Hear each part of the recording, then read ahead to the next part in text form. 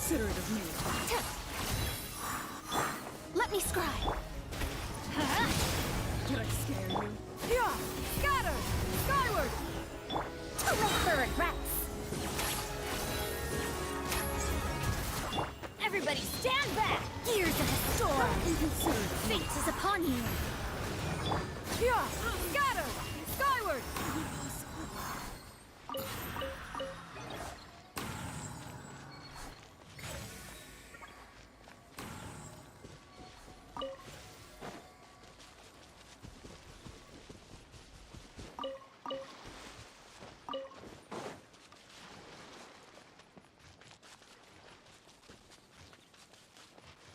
Yeah! Skyward! Scatter! We'll see about that! Shadows of fate! You can't run!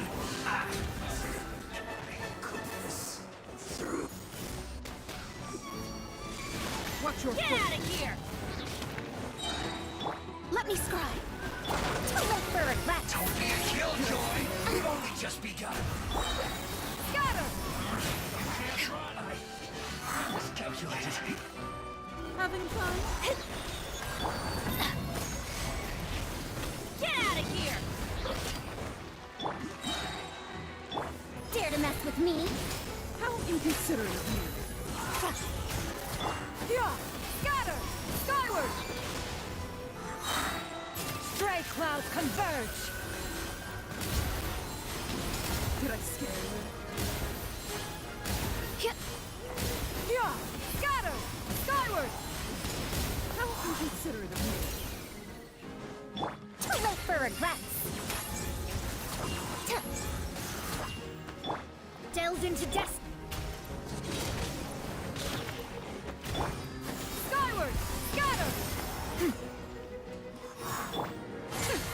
We'll see about that! Did I scare you?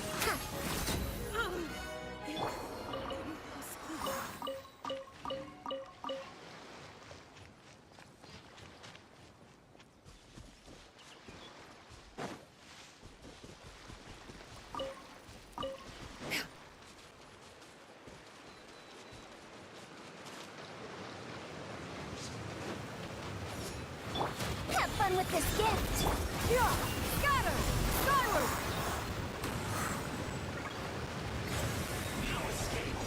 Too late for regrets! Yeah! Scatter! Skyward!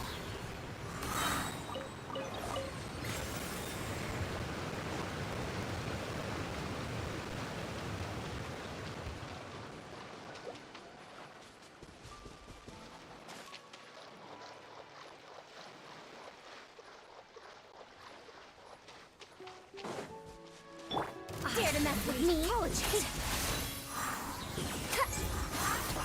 Teamwork is dreamwork! Written in the stars! Seize the skies! Yeah! Scatter! Skyward! Look out!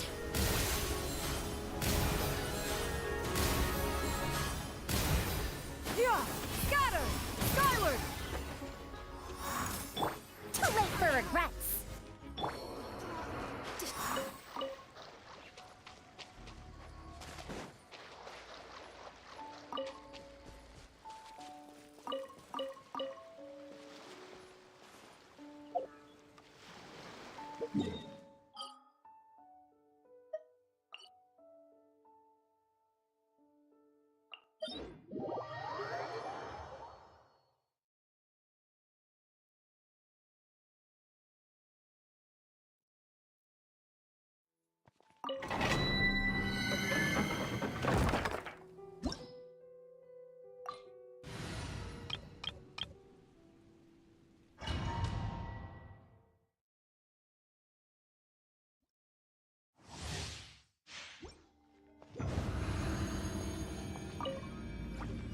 Silence! Clouds high. The birds come! I will have order! Can't see?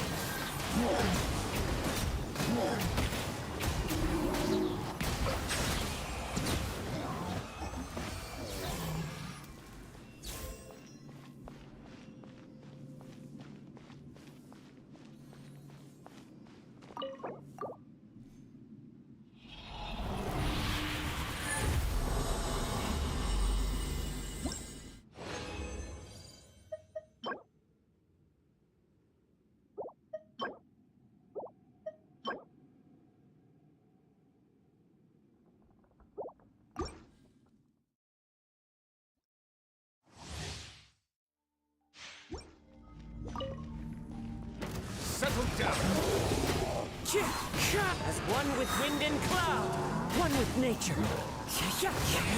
This is order.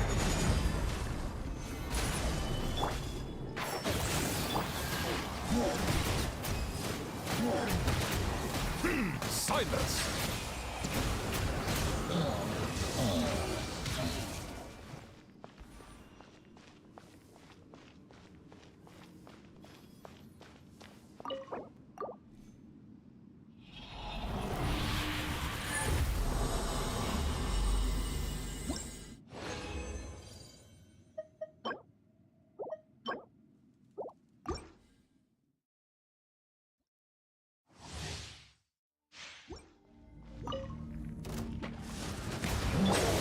Into the wind.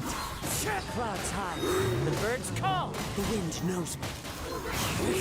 Order guide you. Enshroud.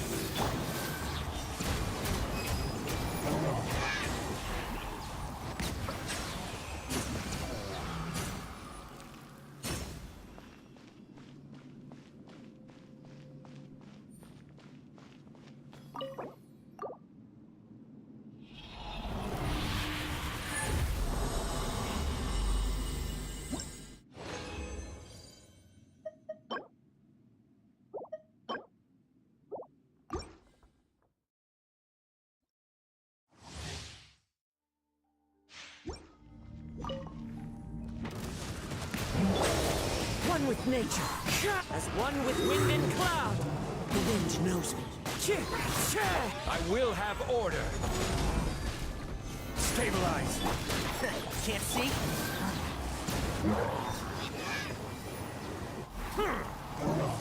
Settle down.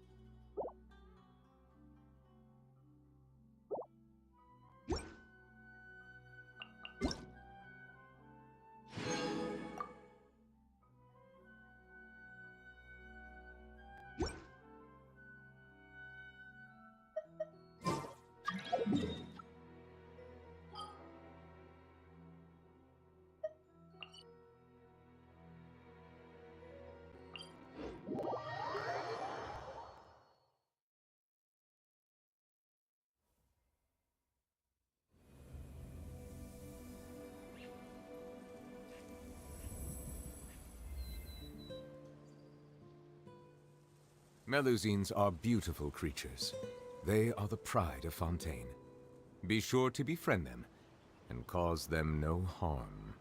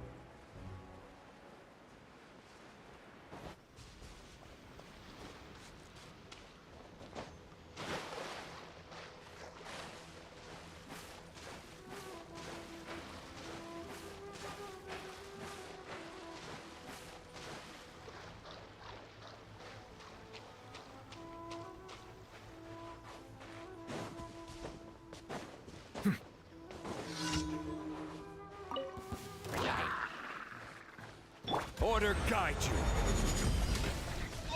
Gather. Enshroud! Silence. Huh.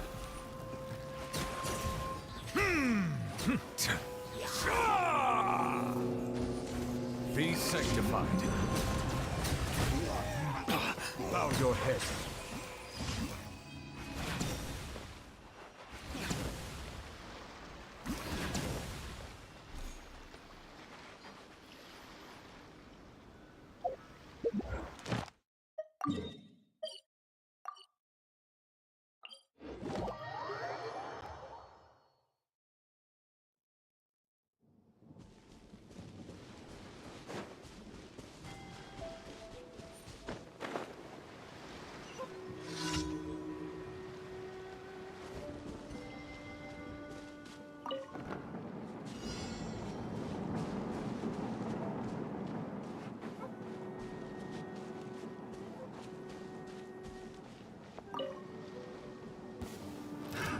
Another test Direct subject. assault! Silence.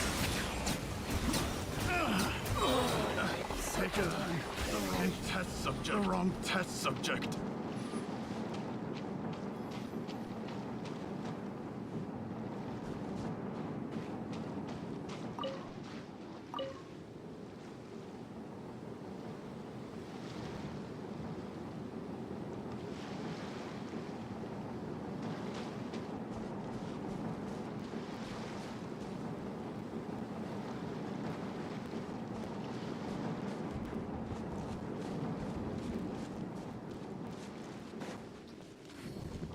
This is order. Solidify. Bow your head.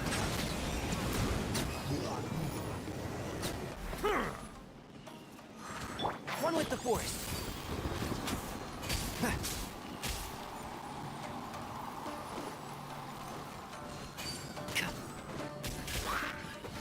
Let's nip that in the bud. Enshroud! Oh, one thing after another.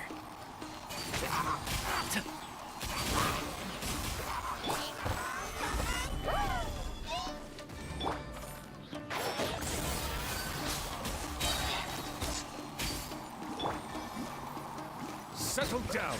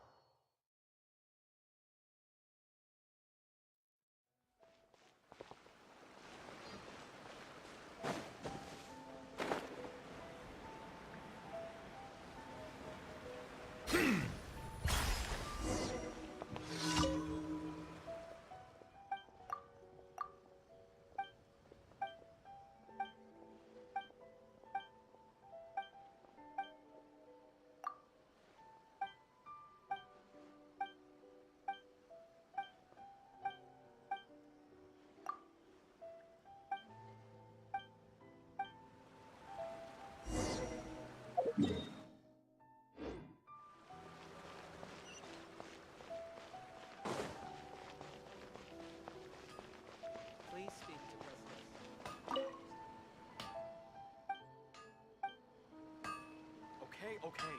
How can I improve my culinary?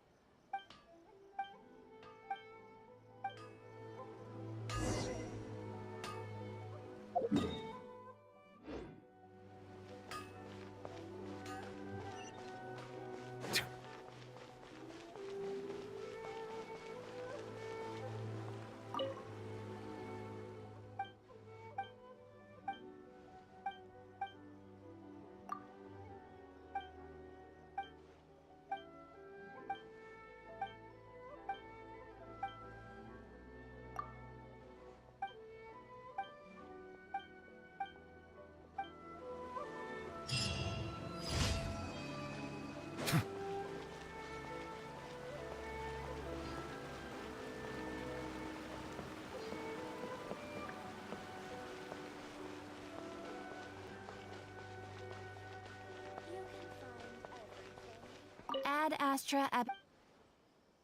Thank you for complete.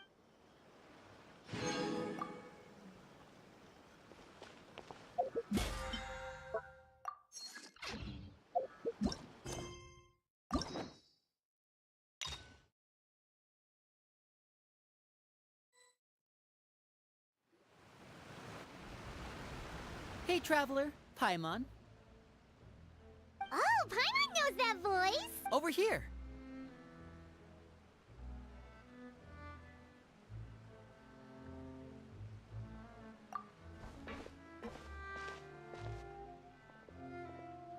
To borrow one of the more popular turns of phrase at the moment, this appears to be quite the fated reunion. Running into you two out of the blue like this has really made my day. I certainly wasn't expecting it. You can say that again. What brings you to Poisson? Wait, Paimon's got it! You must be here for one of your magic shows, right? Actually, we've run into a bit of trouble on the home front, so Father arranged for us to stay in Poisson for the time being. Oh, are Lynette and Fremine here too?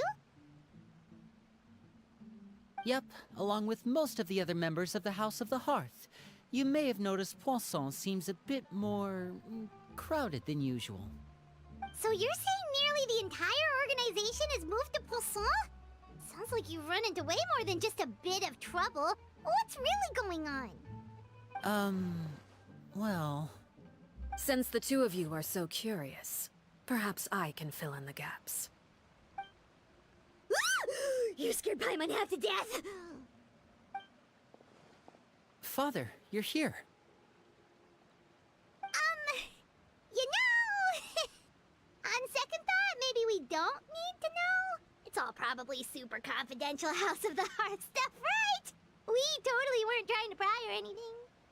No need to be nervous. I could sense your genuine concern from your conversation just now. Of course, I can also understand your confusion. Sending so many Fatui here to Poisson, it's only natural that some might suspect an ulterior motive to be involved. I understand. I'm well aware you've had your fair share of confrontations with the Fatui in the past, and I can't exactly guarantee that we'll remain on good terms in the future. As for right now, however, I would say we have little reason to be at odds, wouldn't you agree? The House of the Hearth could stand to be more open with those who have worked so closely with us in the past. As for the issue at hand, well, it hardly relates to any ulterior motive. To be frank, it all stems from a certain rumor circulating around the House of the Hearth. It's an internal matter. What sort of rumor? A rumor that a certain phantom child is hiding away in the House of the Hearth.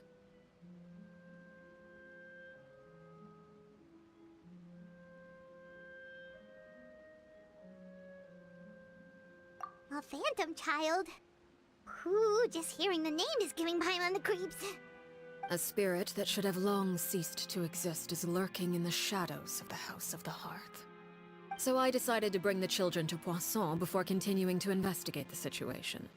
I expect I should be able to track down the spirit fairly quickly. After that, it's just a matter of resolving the situation, if you will. It shouldn't be much trouble at all.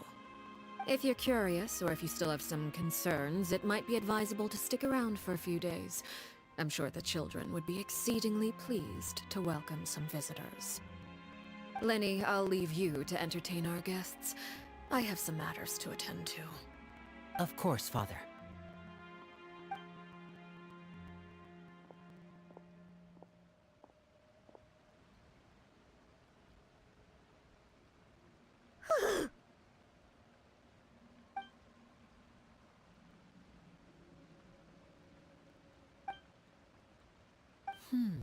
It has long been a dream of mine to invite you to our home and introduce you to my other siblings. You're quite well known in the organization already. A lot of people have been talking about you, especially after everything with the prophecy. If you're willing, why don't you stay a while and have a little chat with us? Alright. We don't have anything else to do right now anyway. But let's be clear, we're just gonna be there as guests, okay? Don't get any funny... Oh, wait a second. For your guests, that probably means we'll be treated to lots of yummy food, right? Of course. During our stay in Poisson, let's go.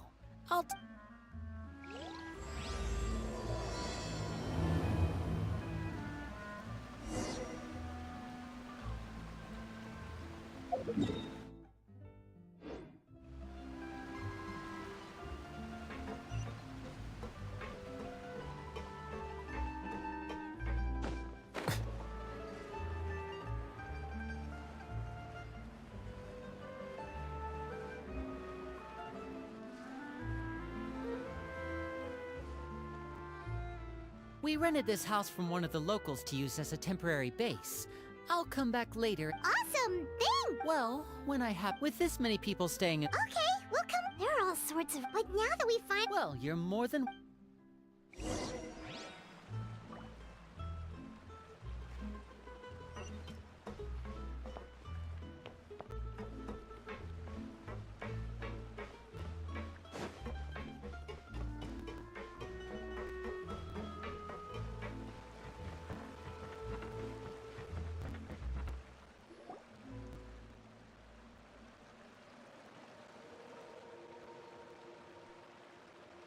Linny!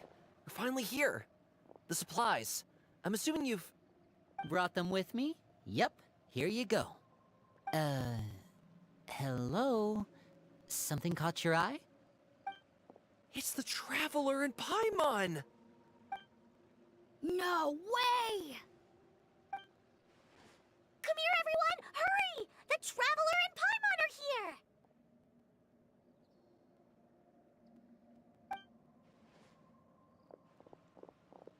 One at a time, please. Don't crowd around them all at once. We don't want to scare off our guests now, do we? Oh, it's all right! Gotta say, Paimon didn't realize we were this famous.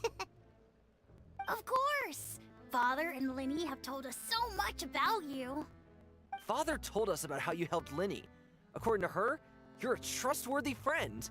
And as far as she's concerned, that's pretty much the highest compliment we've ever heard her give.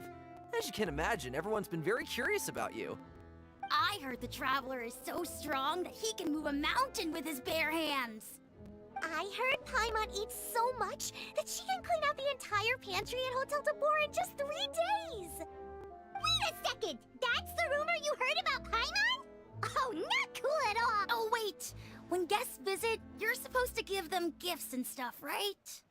Oh, we don't need something like that. Besides, we don't have anything to give to you! Come on, we insist! I can give you some of my new potions. Just pick your poison. And by that, I mean medicine or actual poison. I've got both. Huh? Or maybe Shaplo can teach you guys about stealth! He's super good at it! He's never been caught. Ah, now that's not a bad idea. I know you usually prefer to fight head-on, but it never hurts to expand your bag of tricks, right? When it comes to eliminating your enemies, staying quiet can go a long way. Trust me, I would know. I was poisoned not too long ago, and I'm still dealing with the after effects. So I'm not quite as good as I was before, but I can still give you some pointers. Wait, when you said gifts, Paimon didn't think you meant poison and stealth tactics. But those are the best things we can give you. You don't like them? Ooh, how about this? Tell me the name of someone who really annoys you, and we'll teach him a lesson for you.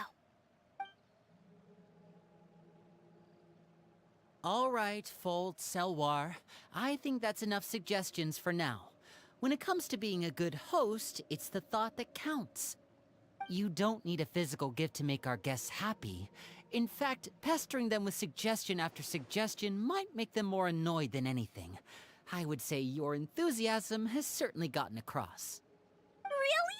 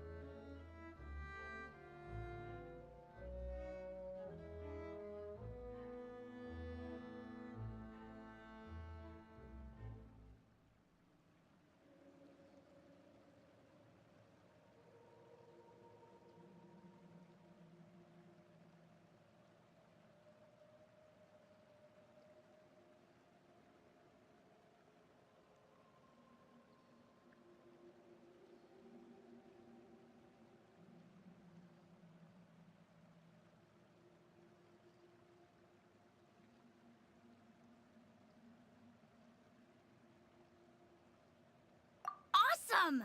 It's been so long since we have had guests to play with. If there's anything you need, just let us know.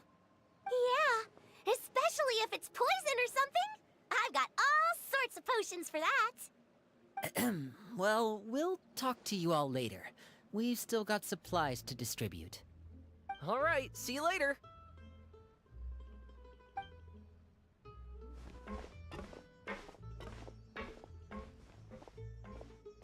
Bye!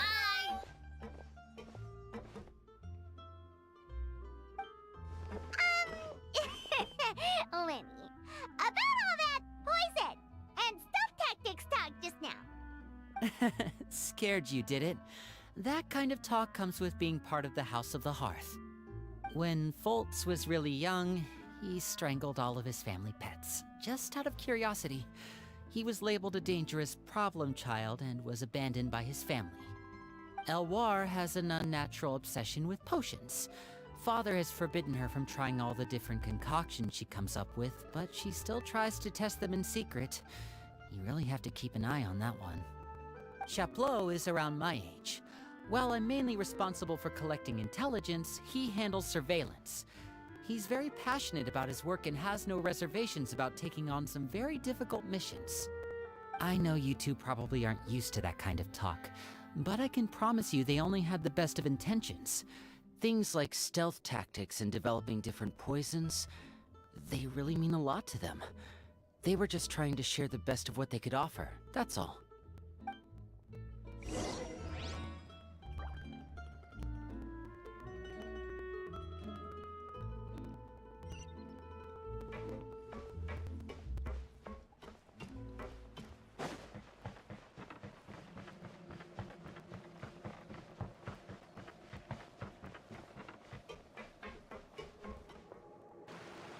Filio, supplies are here. Thanks. And who are these two?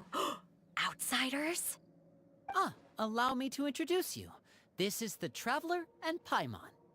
Oh, you're the famous duo I've been hearing so much about. It's nice to meet you. I heard you've traveled to all sorts of places. Is that true? Of course! We're making our way all across to that!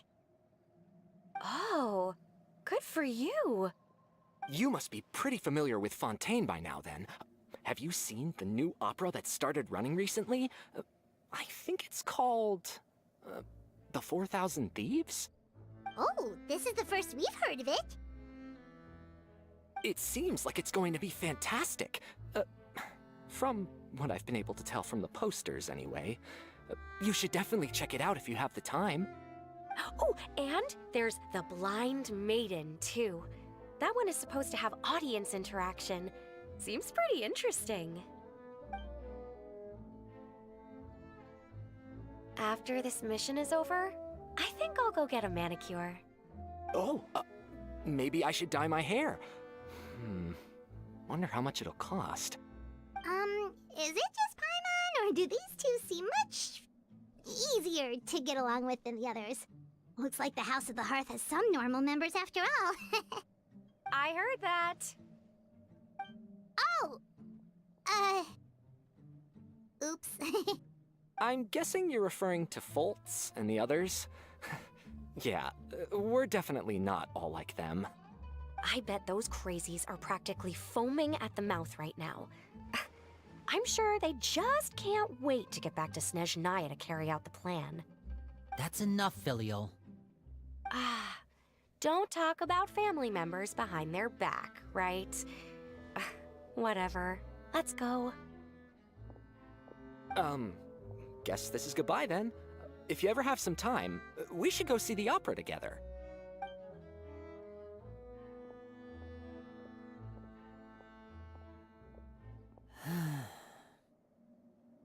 Well, that's it for the supplies. We should probably head back as well.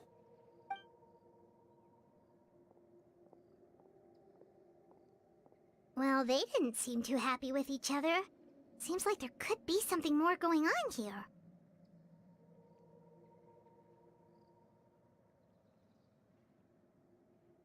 You're right. We're only here as guests after all. Oh, Linny's getting super far ahead. Come on, let's catch up.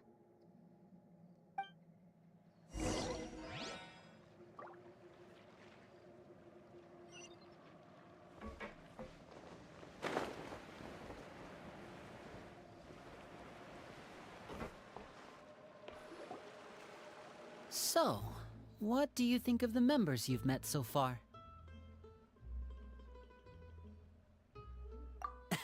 Well, Father is always encouraging us to be strong-willed and independent. So if there's one thing we've got, it's people who aren't afraid to speak their mind. Well, I should probably get cooking. Wanna join? Of course! Then let's head out and... Uh-huh? Fremine, what are you doing here? Well, Fremine, nice to see you again! Oh, you too. I heard you're here as guests of House of the Hearth. Welcome. We were just going to make some food. Why don't you come along?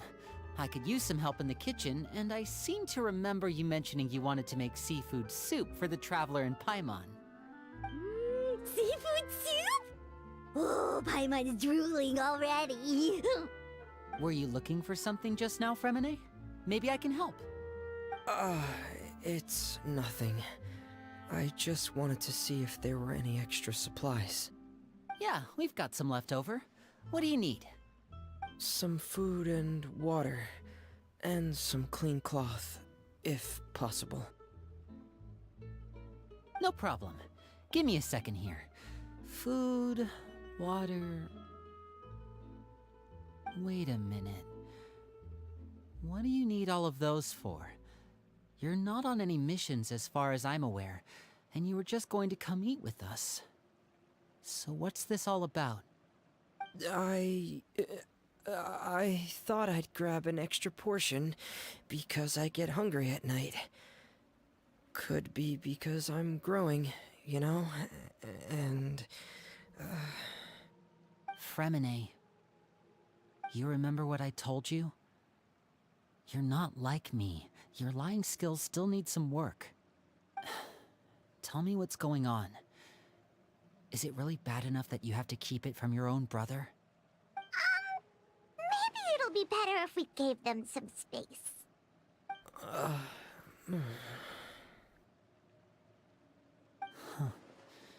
This is the first time I've seen that kind of look on your face.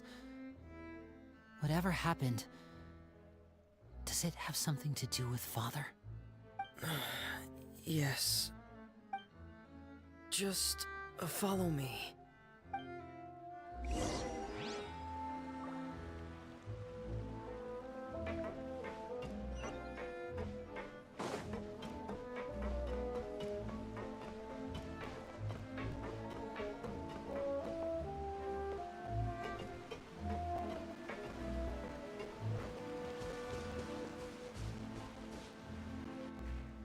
You're back! Oh, and you've brought some friends with you this time! Hello, my name's Linny. I grew up in the House of the Hearth. And you are? Hi, Linny. I'm also a child of the House of the Hearth, just like you. You can call me Clairvy. Clairvy? It's nice to meet you. Does that name ring any bells, Linny? No, not at all. That's not a name we have on our roster, I'm sure of it. What I'm not sure of, though, is how she managed to sneak in. She must be the phantom child Father's been searching for. From the looks of it, I'm guessing you were the one that found her, Fremine. You, haven't told Father, have you? No, I haven't told anyone. I've just been keeping her hidden. For how long? About half a month now. So ever since we got to Poisson, then? Do you have any idea what you're doing? I know what I'm doing. Really? 'Cause from where I'm standing, it looks like you're hiding the very person Father has been trying to find. If Father finds out about this, everyone involved is going to be punished. You know the rules of the house, Fremine. I know you do. Father doesn't tolerate any form of betrayal. So why are you doing this? I've thought it through. And I just can't hand her over like that. Linny, don't you remember last year? Chaplot nearly died after getting poisoned during that one mission.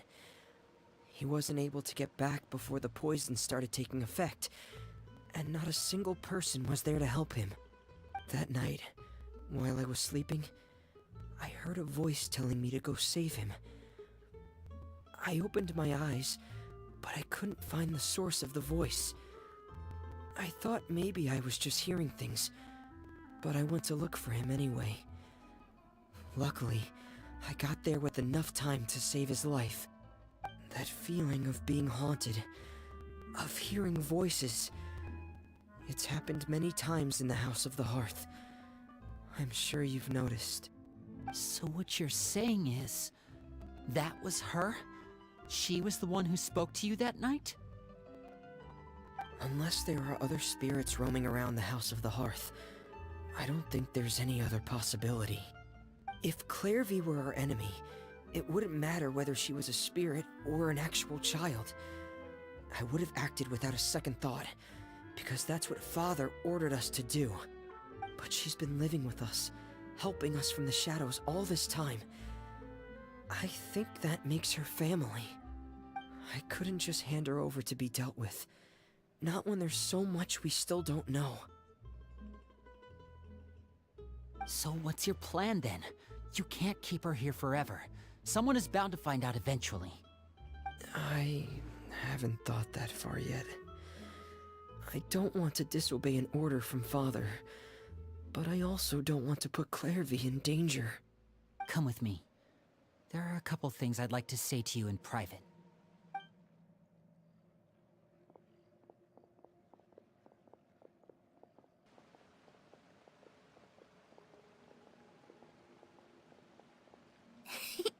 Those two sure care a lot about each other. Well, they got a funny way of showing it. From where Paimon was floating, it sure seemed like they were about to bite each other's heads off. No way! They have a really deep bond. I could tell right away, 'cause I also have a friend like that. I just don't know how long that kind of bond can last. The darkness in the house runs deeper than you can imagine. No one can get out alive. I'm sorry, Linny.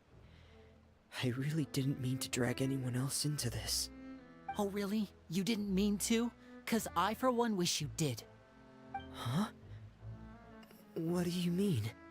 You know, when we were younger, you didn't call me Linny. You called me brother, just like Lynette.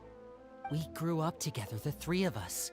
We were all orphans, all rescued by Father. Of all the siblings in the House of the Hearth, I think our bond was the closest. Later on, when you started calling me Linny, I wasn't actually surprised. After all, Lynette and I are related by blood. We've had to depend on each other to survive long before we joined the house. Linny, The darkest and most difficult moments of my life happened before you and I had ever met. I'm sure that's true for you as well. Even so, Fremine, we've stood by each other for all these years now, and to me, that means more than blood. You and Lynette are the most important people in my life. No one can replace you. So I won't let you face anything alone. Not if I can help it. Oh, looks like things are getting kinda heated between Linny and Fremine. Maybe we should go check on them. Oh, it's raining. I should put my clothes away.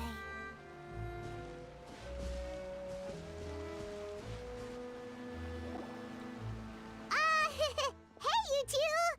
Hope we aren't interrupting anything. Like a fight, or... Oh, wait a minute, Fremine. You're not crying, are you? Is everything alright? Everything's fine. Thanks for asking. Well, we're all friends here, right? We've been through so much together, so if there's anything we can do to help, just say the word. It's just a small family dispute. It's not something our guests should trouble themselves with. In fact, it might be better if your stay ended here.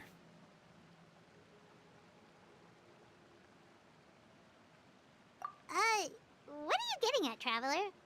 When guests are around, families are often on their best behavior. And any disputes are less likely to escalate. I just... Thank you. I was really hoping to keep you out of it. But even if I could think of some other reason to turn you away, I'm not sure I could convince you. I know things could turn dangerous, so I promise you this. From now on, I'll protect you like my life depends on it. Me too. Well, back to the matter at hand then. If we don't plan on handing Clairvy over to Father, then our only other option is to solve the mystery of her identity before Father is able to track her down. That means finding out where she came from and what she's doing here. Then we can send her on her merry way and pretend like none of this ever happened. I've tried that already. And? And... nothing. I tried taking her somewhere really far away, but... after some time, she just reappeared. She even came with us all the way to Poisson. It seems like wherever the house is, she follows. I don't know much about spirits. Do you two have any ideas? Let's see here. Paimon remembers hearing something like, if you fulfill a spirit's last wish before they died, they'll let go of whatever's keeping them here and return to the ley lines. Oh, it's just that Paimon doesn't really remember where she heard that, so it's not guaranteed to work or anything. Well, sounds like it's worth a shot. Guess that means we should go ask her about her wish. But first, Fremine, I need you to promise me something. What is it? I need you to promise me that this will stay between the two of us. We're the masterminds behind this whole thing. No one else gets involved. Can you do that for me? Of course. I promise. All right. Then let's seal the promise just like when we were kids. Fist bump on 3. Ready? 1, 2, 3. I swear.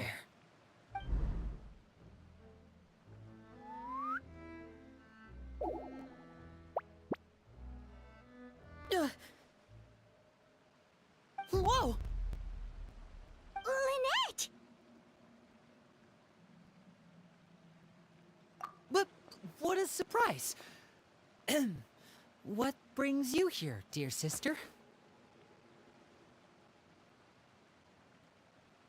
And, when exactly did you get here?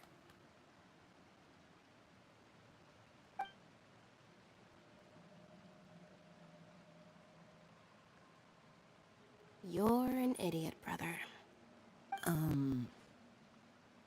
And you too, Fremine.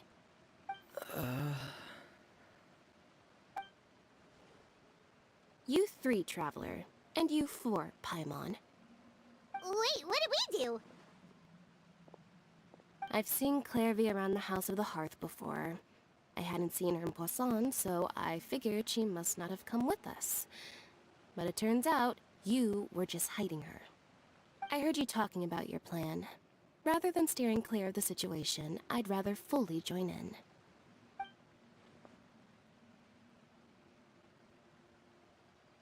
If you don't agree, I'll have no choice but to report everything back to Father. Simple as that. You're not giving us much wiggle room here, Lynette. Well, I guess we're all in this together then. After we talk to Clairvy, we'll figure out our next move. There's no time to lose. Let's go.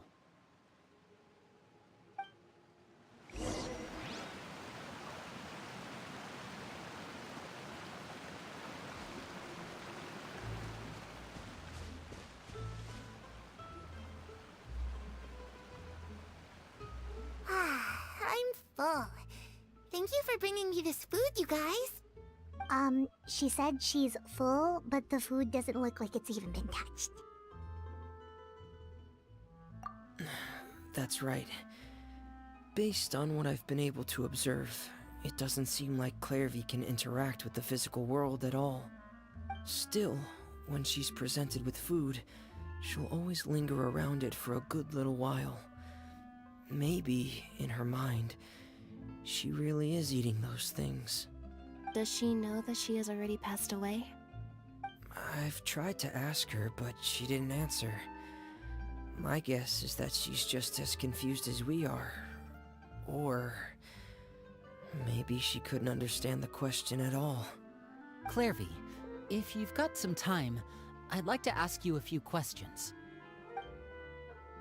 Sure. Oh, another new friend. Hi, I'm Clairvy. Hello. Clairvy, how did you join the House of the Hearth? Huh? Isn't it the same for everybody? The knave brings you here and then you can't leave. It's just that your name, it's not on the roster. And I've never seen you before. The roster? Oh, I get it now. I think there might be some things you don't know about this place. The people in charge, they're not as nice as they look. They say they keep a roster, but it's not complete. There are a lot of people who aren't on it, and never will be. In this house, some people are family, and other people are just test subjects. Those kinds of people aren't ever going to get a place on the roster, unless it's the roster of people who've been executed. Wait, does that mean the knave... She... Is there anyone that can vouch for you? Perry. She's my best friend. She's the only one I trust in this place. Have either of you heard of that name before? No. Me neither. Clairvy, Perry. Neither of those names are on the roster. But it seems like she's telling the truth. Either that, or this kid's already got a bag of tricks bigger than mine. Maybe we should try a different approach. Clairvy, do you have a wish? A wish? It can be anything you want. Just imagine. It's your birthday, you're blowing out the candles, and your wish is...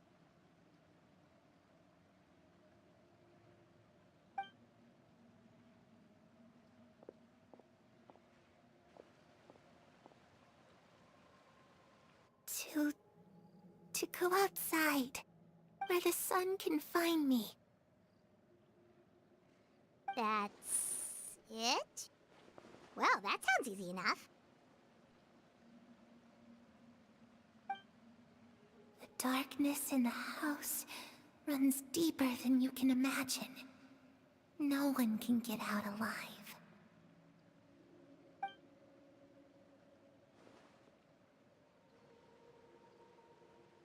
Okay, time to divide and conquer. Listen up, I've got a plan. I'll try and find a way to use basic illusory magic to take Clairvy outside and bring her somewhere with sunlight. Lynette, try and find the list of executions that Clairvy was talking about, and see if her name is on it. Fremine, you stay in Poisson. We can't be the only ones who've had run-ins with Clairvy. I need you to collect intel on everything she's said and done. Understood. I'll try my best. What about us? What should we do? I really appreciate your willingness to help, but this is a family matter. I don't want to drag you in too deep. It's too risky. Let me think. Since Father considers you to be guests, maybe you could stick by her side for a little while. You don't need to do anything except keep up some nice, casual conversation. Ah, Paimon gets it. You want us to distract her. I'll give you a magic bird. If Father suspects something, all you need to do is release it when she's not looking, and it'll alert me that something's wrong. Of course, that's only as a last resort. If Father doesn't seem to notice us, there's no need to make contact. We'll reconvene here tonight after all's said and done. If the worst-case scenario happens and we're discovered, Just tell Father everything. We're not going to let our guests get punished for our own actions. That's where we draw the line. You too. Okay, this is where we part. Father should be at the beach nearby.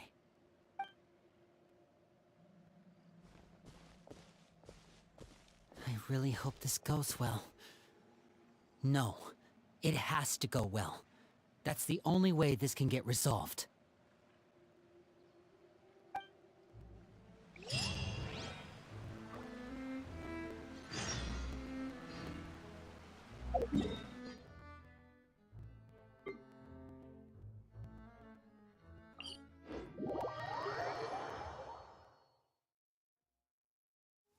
My apologies. This heavy rain must be quite an inconvenience for you.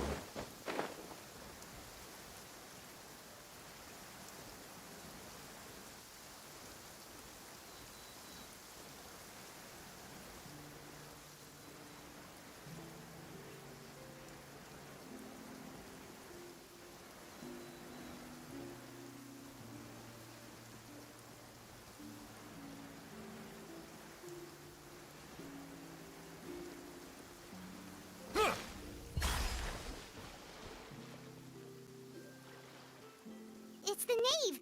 And... child! Hey! Aren't you supposed to be in Snezhnaya recuperating? What are you still doing in Fontaine? Oh, it's you two. I didn't expect to run into you here.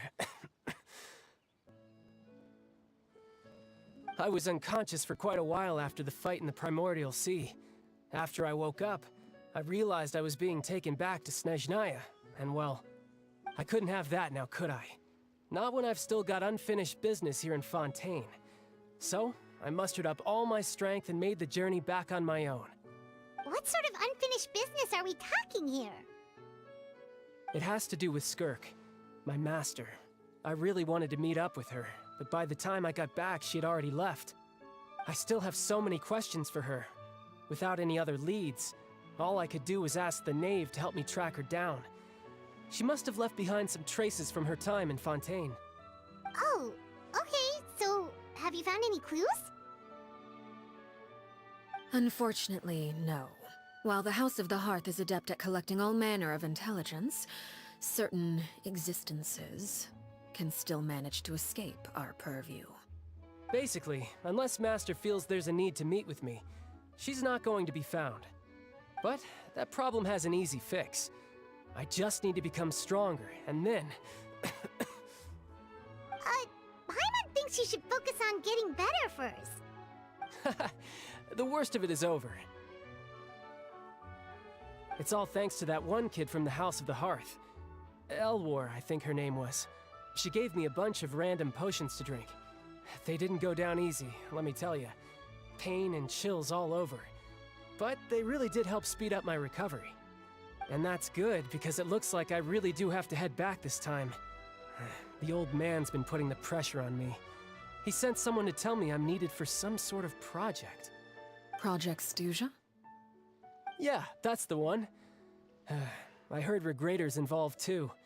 I'm not looking forward to having to listen to all his monologuing, that's for sure. Hey, maybe you could think of a way for me to stay in Fontaine for a little longer. Helping Linny and the others brush up on their fighting skills would be far more interesting. If you and I could spar, that would be even better. I've been waiting for a chance to see you go all out. And what a sweet little daydream that is. But I also have a role to play in all this. I'll be leaving Fontaine shortly as well. Besides, considering how little they see fit to step outside the homeland, being called on to return to Snezhnaya by such illustrious dignitaries, what a great honor. Wouldn't you agree? One I could do without, I'd say. Is it just Paimon? Or does it kind of seem like they're... So, dear guests of the House of the Hearth, to what do I owe the visit? Well, we just... right! We're super close to Linny and the others, but we still don't know much about you! Is that so? Introductions have already been made, have they not? Oh, well, concern about someone from a short introduction. At least tell us something a little extra, like, why do you call yourself father? Huh, good question. I'd also like to know. The fact that you have to ask tells me our intelligence work has been quite successful. Telling you the answer to that question would only serve to undermine that success. And we can't have that, now can we? Spoken like a true diplomat. That was some expert sidestepping right there. Well, if there's nothing else, I think I'll take my leave.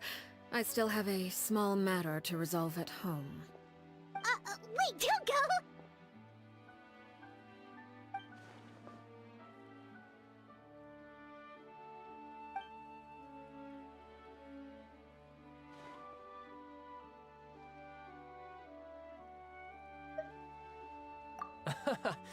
I'd also like to hear the answer to this. I've met some of the members of your organization, and they all seemed like really good kids. They actually reminded me of Tonya and Tusser. Which, by the way, if you ever betray them, I'm just letting you know, I won't let you off easy. And why would I betray them? Well, you've already betrayed the House of the Hearth once, haven't you? At least, that's what I heard.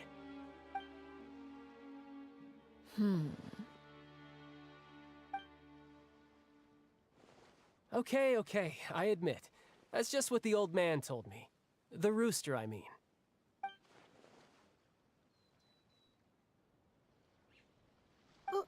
Wait, did you really do something bad to those kids? Never mind what I've done. I'm more curious as to what the mighty rooster had to say. Care to enlighten me? Ah, well, nothing much. Just some stuff about you taking out many other members of the House of the Hearth, and even going so far to attack your own family. I see. Huh. Based on your reaction, I'm guessing it's all a bunch of lies. Hardly. I don't appreciate his particular turns of phrase, but I suppose he didn't say anything untrue. Although, it would be more accurate to say that there is a certain level of prejudice involved, but I don't intend to clear that up just yet. Prejudice has a funny way of concealing the real truth behind certain things, an attribute that I find to be quite advantageous. Call yourself a Fontanian, for example, and people will assume all sorts of things, when the real truth is that this is simply the land where I was raised. Huh? You're not actually from Fontaine? But then, why did you try to help out with the prophecy and everything? I was trying to protect the children born in Fontaine. Claiming that I myself was a Fontanian simply made it easier to operate. People would hardly suspect a fellow Fontanian of having any ulterior motives. Who wouldn't want to save their homeland after all? The primordial sea wouldn't have any effect on me, but it would have caused great harm to the House of the Hearth. Well, you wanted extra information, didn't you? There you go. I hope that satisfied your curiosity.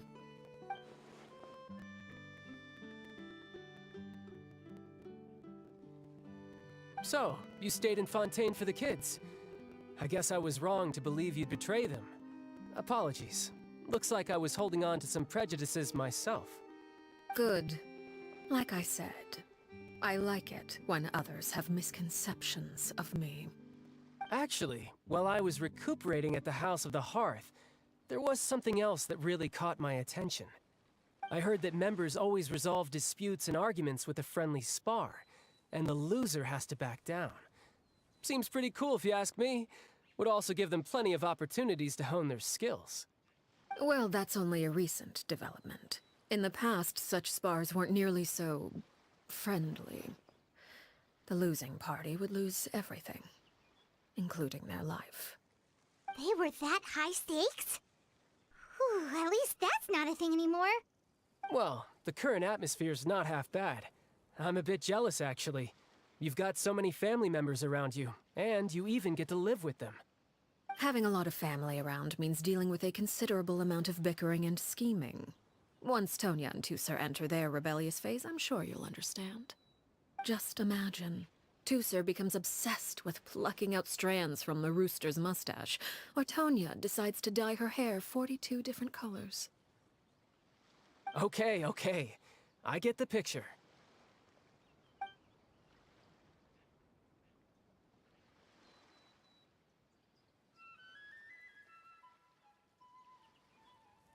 Well, would you look at the time? I should probably get going. Traveler, Paimon, I'm not sure where our paths will cross next, but the next time we run into each other, we should definitely try and find some time to spar. Again,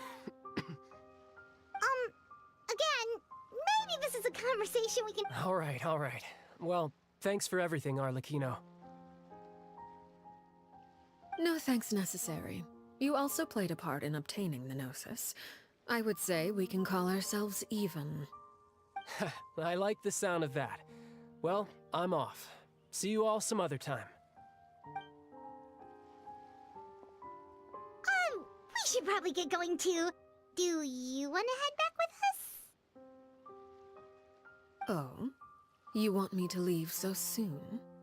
Oh, well, you see, I'm rather enjoying the evening breeze. If you don't mind, I think I'll stick around for a bit.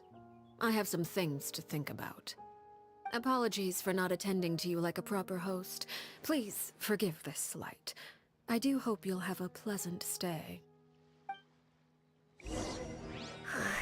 We managed to keep her distracted until nightfall.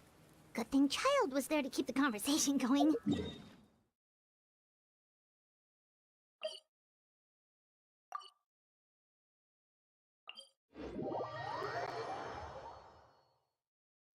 Oh, I wonder if Lily ran into any issues. Let's hurry back and see how everything went.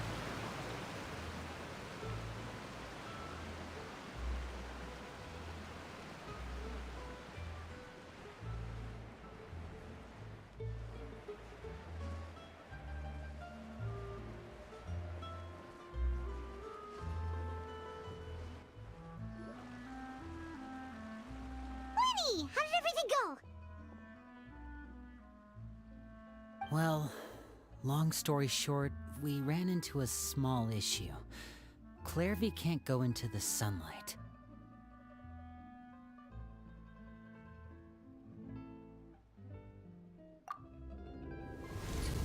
Everything was fine at first.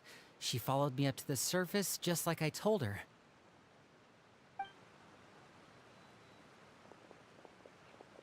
But as I led her out of the shadows and into the sunlight, she vanished. I turned around and there she was, standing at the edge of the shadows, silently watching me. Huh. Maybe she's afraid of sunlight, or... No, it wouldn't be her wish if that were the case. Well, we could always try pushing her into it. Oh, true. I've pretty much tried it all already. Nothing worked.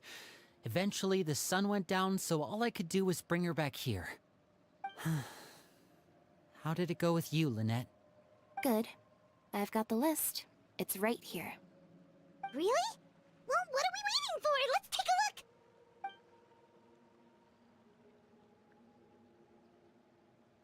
Oh, that's a lot of pages. Oh, it's gonna take forever to get through it all. We can each take a section. Here. La Pouillade, L'Endroit, Chambel, Horaire.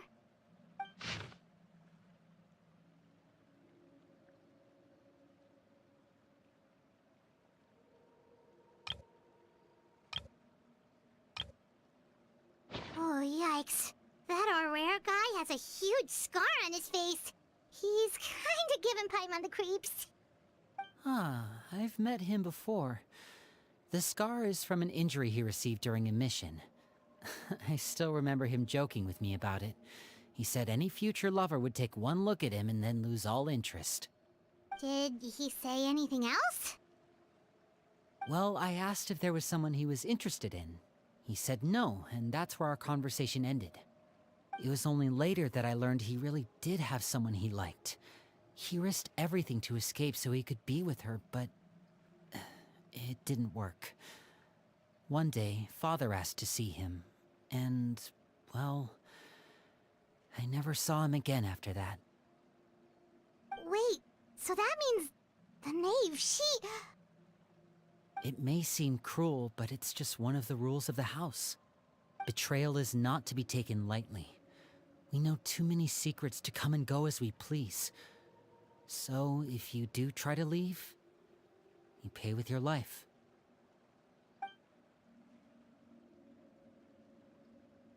Her name's not here, huh? Well, that's not too surprising. It doesn't seem like this list is complete. It only contains records dating back around 5 years.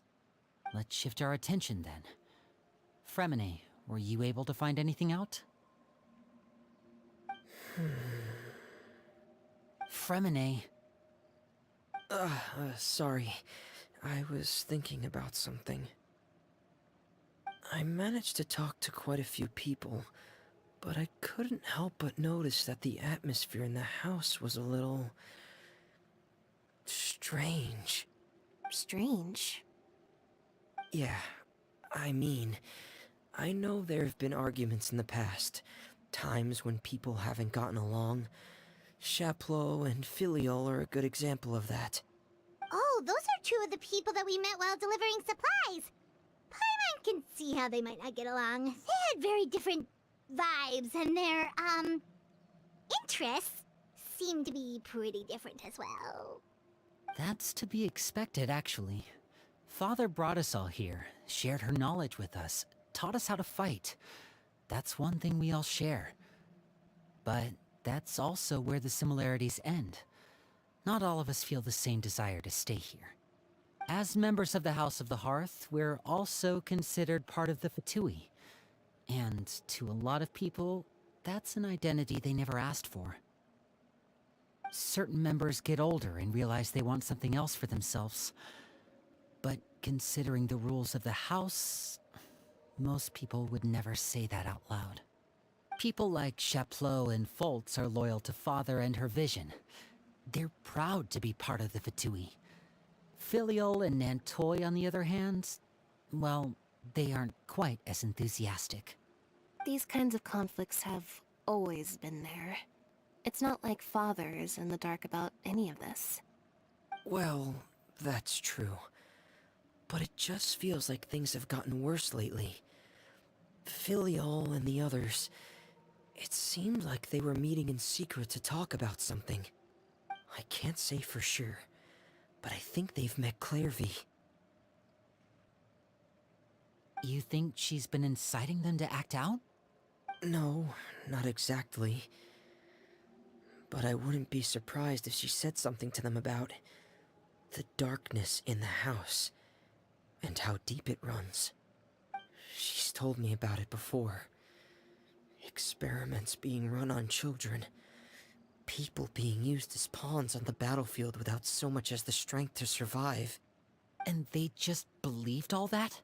Without any evidence? Clairvy's words probably gave them the excuse they were looking for.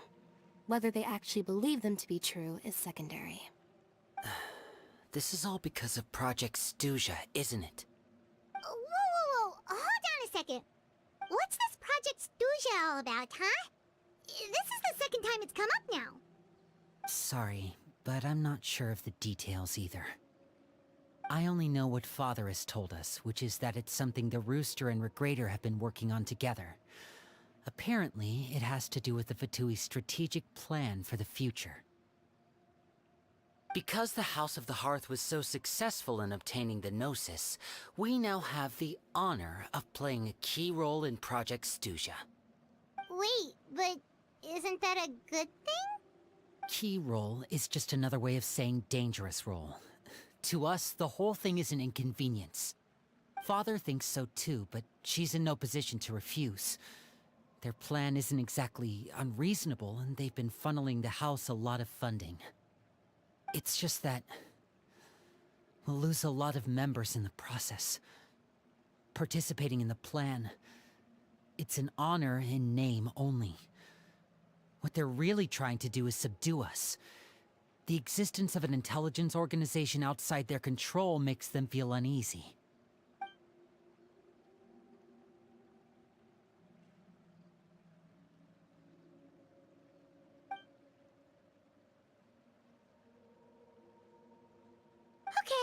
super complicated top secret Fatui business aside, what does all of this have to do with the conflicts you were talking about earlier?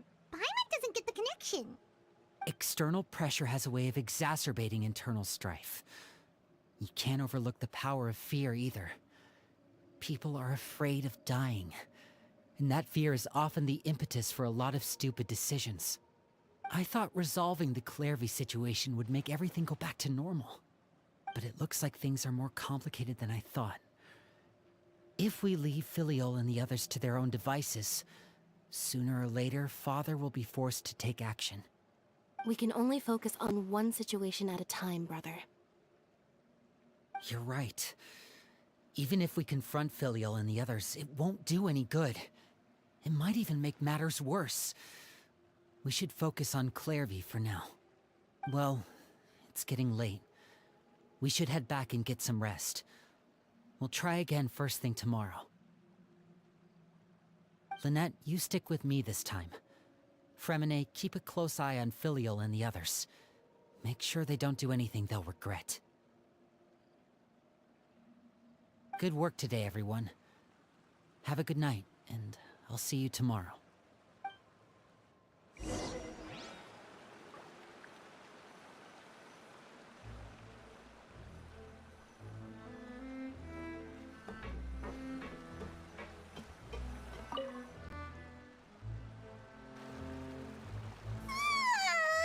Oh, Paimon was looking forward to an early night, but she can't sleep at all. Hey, you don't think the knave will be too angry with Linny and everyone if she finds out about all this, do you? She's even scary when she smiles. If she were to actually get angry... Ooh, you have to protect Paimon if that happens, okay, Traveler?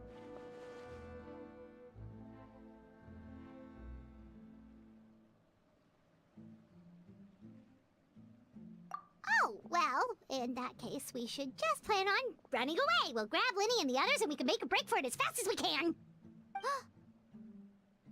Look over there!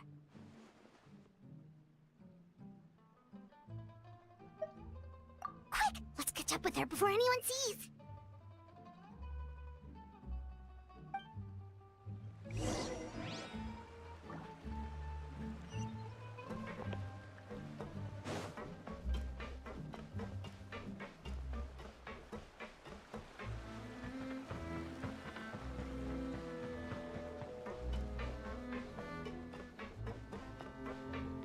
Over there!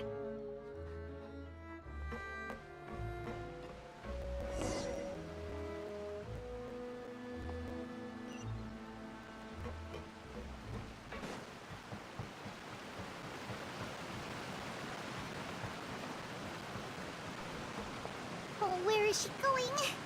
Oh, if someone sees her, we're toast!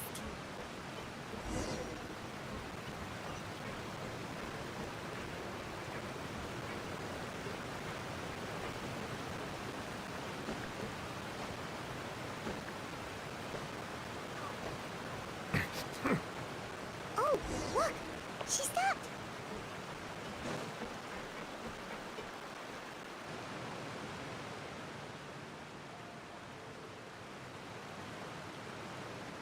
Clairvy! Shh! I opened the window while no one was looking. Look how pretty the outside is. If only I could have more than this. You probably think I'm being silly, huh? All this hopeless resisting? It's better to dream of what I could have than try to make it a reality, right? Please, help us get on the same page here, Clairvy. We need you to tell us what you know. Can you do that? Sure. Although, after you hear all this, I think you might regret that decision. Everyone in this family is nothing more than a tool. Something to be used and exploited. We're all expendable. Including me. As long as you're useful, you get to stick around. Lose your value, and you're handed over to the doctor, experimented on, and given a fate worse than death. I've seen it happen again and again, and I've had enough. You're saying the knave did all that? It's just, that doesn't seem like something she would do. She's scary and all, but it seems like even she has lines she wouldn't cross. I knew you wouldn't believe me. Everyone thinks she's a good person. They all think of her like a real mother. Mother? But she doesn't deserve that title. She's disgraced it and tarnished it. And if I had things my way, I'd never see her again. If only Perry were here, she'd understand. Perry? There's that name again. Also, Paimon's getting a strange feeling. It almost feels like she's not really here with us. Paimon can't tell if she's actually talking to us or if she's mistaken us for someone else.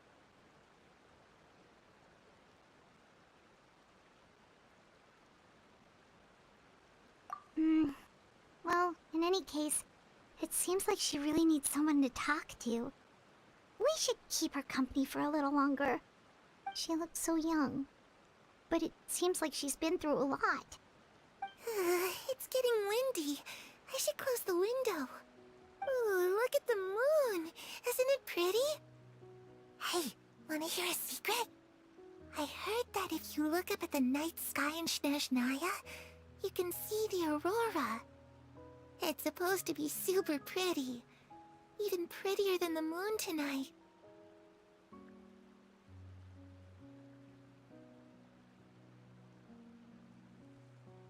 Perry and I promised each other that once we're older, we're gonna go see it together.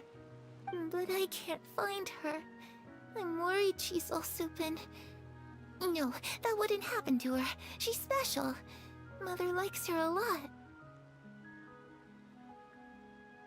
We should really go talk to Mother, but we just fought. She doesn't want to see me, and I'm too scared to face her. What should I do?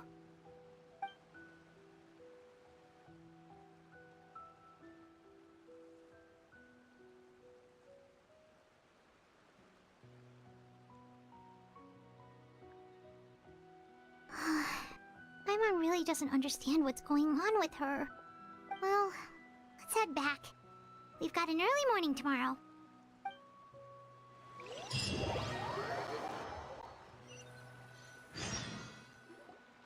All right, looks like we're all here. Let's go ahead with the plan. Oh? What is it? What makes you ask that?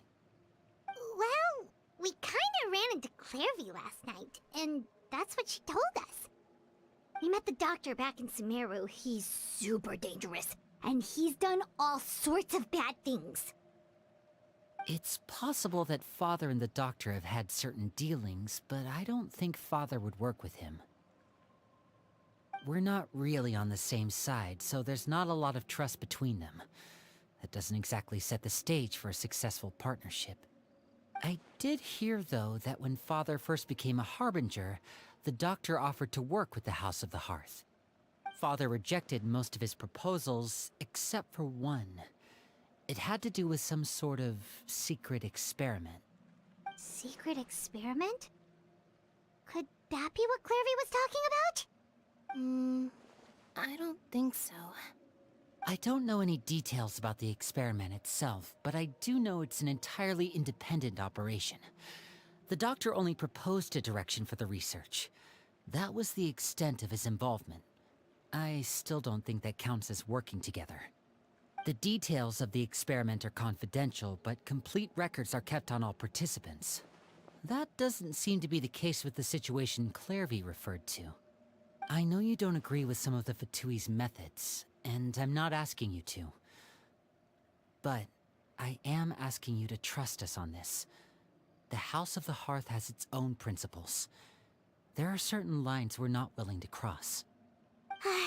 Alright, that's good to hear at least. Clairvy seems to think the Knave and the Doctor work together to do something horrible. If that turned out to be true, Paimon doesn't know how we would even face you guys.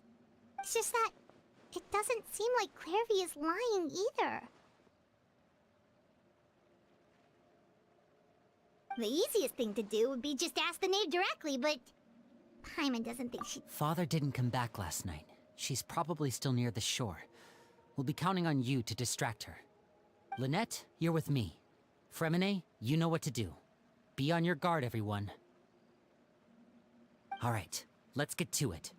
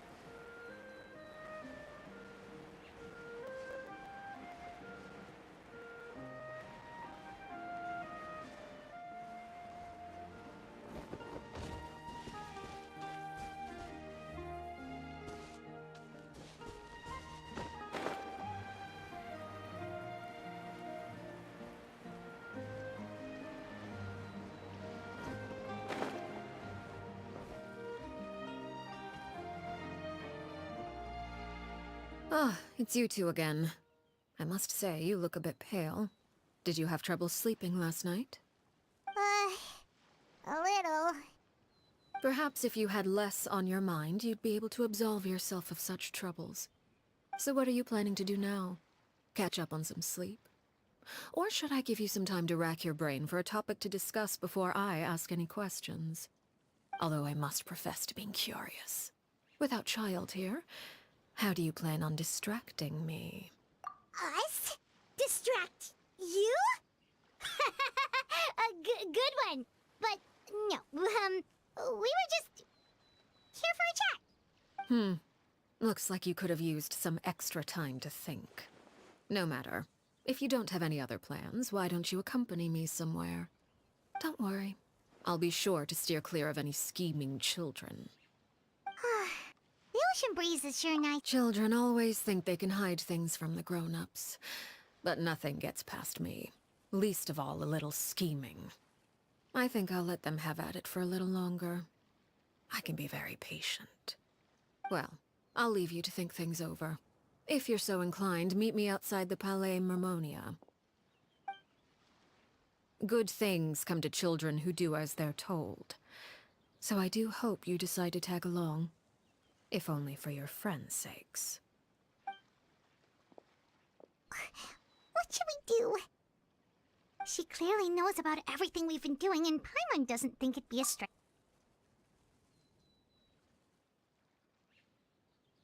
Oh, good idea. Well, we should probably head to the Palais Mermonia. Paimon doesn't want to find out what happens if we don't show up. Based on what the knave was saying just now, it sure didn't seem like it'd be anything good. Okay, then we probably...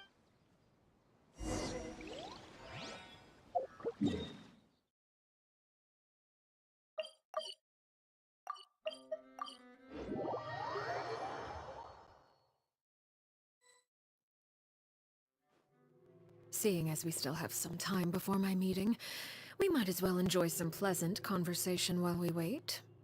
I'm glad to see you get along with my children. Being surrounded by good companions is necessary for a child's development. You're not planning on doing anything to them, are you?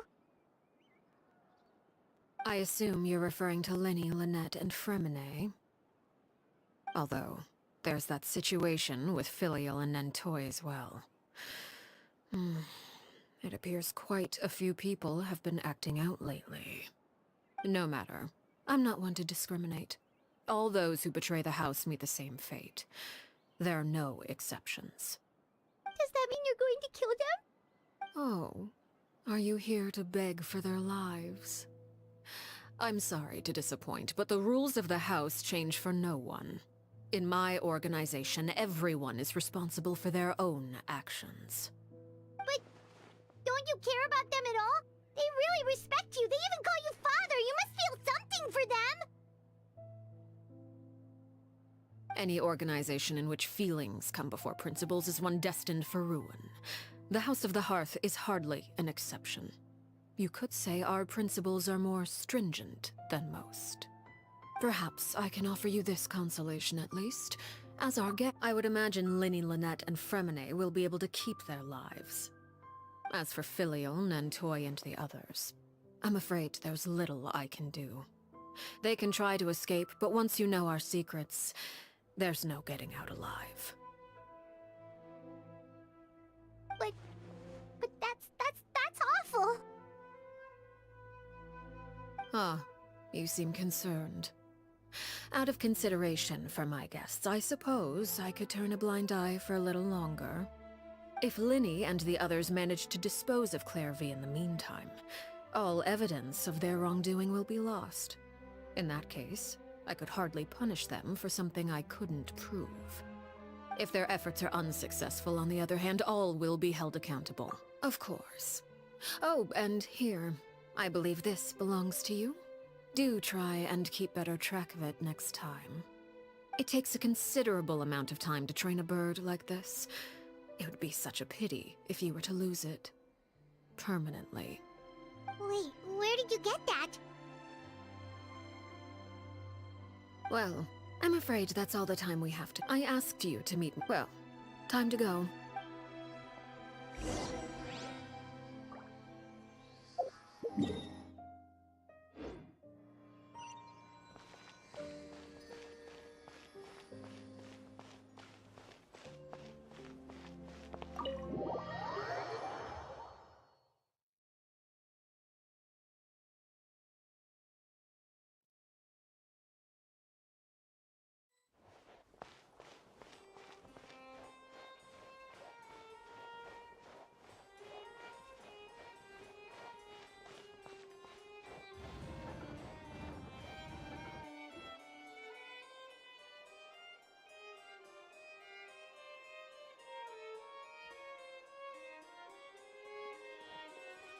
It's been a while, Monsieur Neuvillette. I must say, I wasn't expecting my meeting request to be approved quite so quickly. The Palais Mermonia operates with an efficiency worthy of admiration. It is only right that an esteemed diplomat such as yourself should be afforded the proper level of respect. Although, if I may speak plainly, I must confess that I did not anticipate we would have the occasion to meet again after presenting you with the Gnosis. I see you brought the Traveler and Paimon with you as well. If I may inquire as to the purpose of your visit. I'll be departing Fontaine shortly. There is, however, an outstanding matter that I would like to see resolved before I go. It requires a rather lengthy explanation, I'm afraid.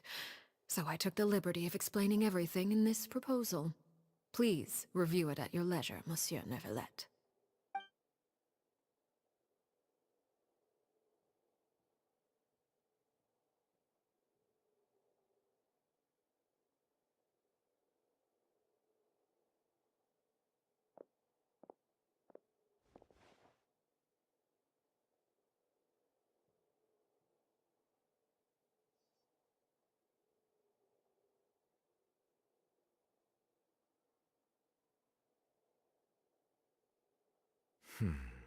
I understand your request.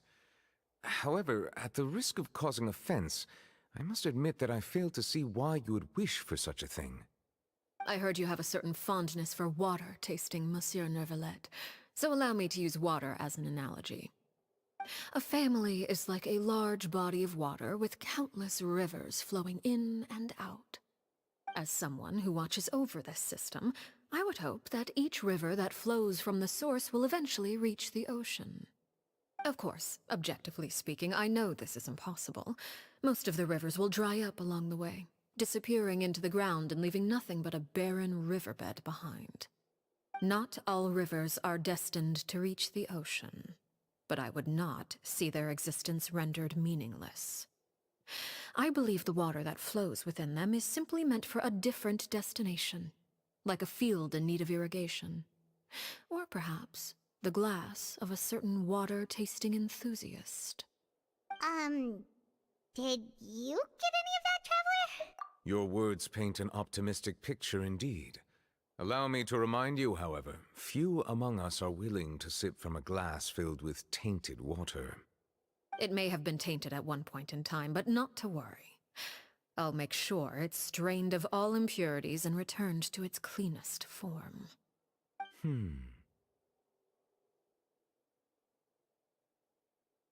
I seem to recall there being a transactional aspect to your proposal. Perhaps you could expound on that? If you accept my proposal, Monsieur Neuvillette, I will gradually withdraw my forces from Fontaine. And, unless absolutely necessary, I will no longer carry out any special missions within Fontaine. I presume I can take your words to mean that, in the future, cases similar to the Tartuffe assassination will cease to cross my desk? Tartuffe? Ah, that thief who embezzled funds from all those charities, you mean? My deepest condolences to his family, but without any evidence, I cannot imagine how the House of the Hearth might have been involved in his passing. Of course, if you accept my proposal, Monsieur Neuvillette, I'm sure certain measures could be taken to reduce the frequency of such troubles. You choose your words carefully indeed. In that case, I'm inclined to accept your proposal. My thanks for your generosity, Monsieur Neuvillette. Well, with that settled, we should be going now. I took the liberty of bringing along 2 bottles of spring water from Snezhnaya for you to enjoy. I do hope I get the chance to hear your impressions. Perhaps at our next meeting, yes? Indeed. I trust you would not overlook your commitment in the meantime. All right, Traveler Paimon. Time to go.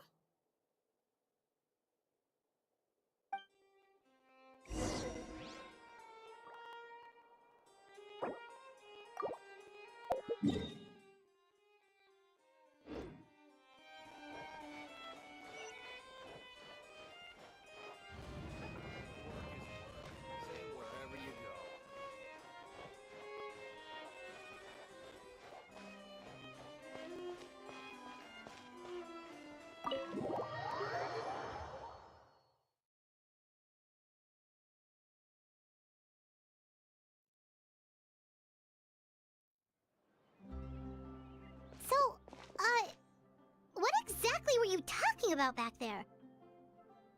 Paimon only heard you mention some rivers, a large body of water, and then some kind of irrigation scheme.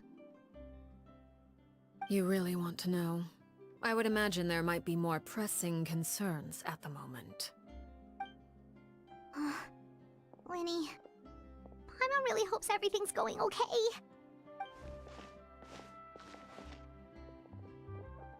Oh, Paimon recognizes that look. You've got your tiki cap on, don't you, Traveler?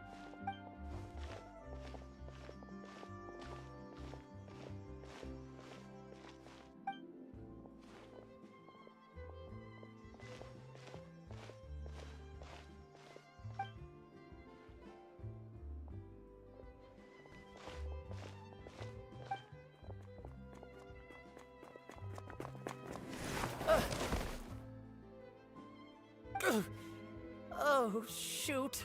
Are you alright? Oh, jeez. I'm so sorry. I was so focused on selling these papers, I wasn't looking where I was going. Well, let me make it up to you at least. Here, take this paper. On the house.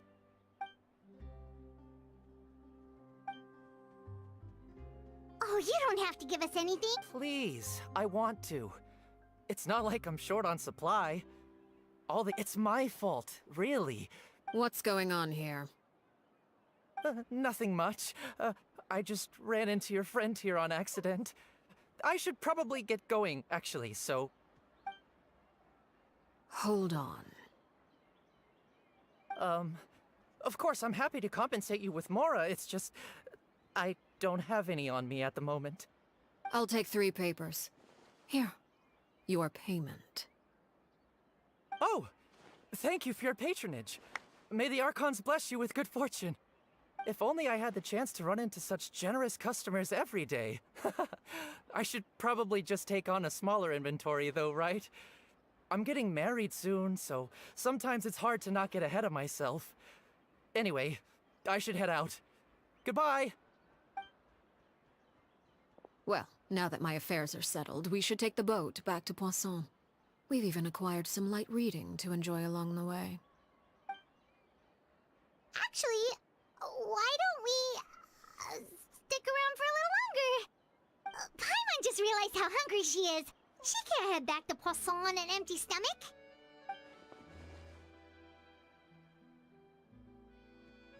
It appears you two are under the impression that delaying our return will somehow alter the situation in your favor. I'm sorry to ruin your fantasy, but your efforts are meaningless. That being said, I could be persuaded to give Linny some extra time. I just have one condition. If you agree to my request, I'll even answer some of your questions. You're quite curious about Clairvy, are you not? And my relationship to her. Wait, why are you being so generous all of a sudden? You're not gonna ask us to do some— You overestimate yourself. You don't have the talent for bad things. Then what can you possibly— The most important consideration in a negotiation is that both sides receive something they want. Wonderful. Here it is.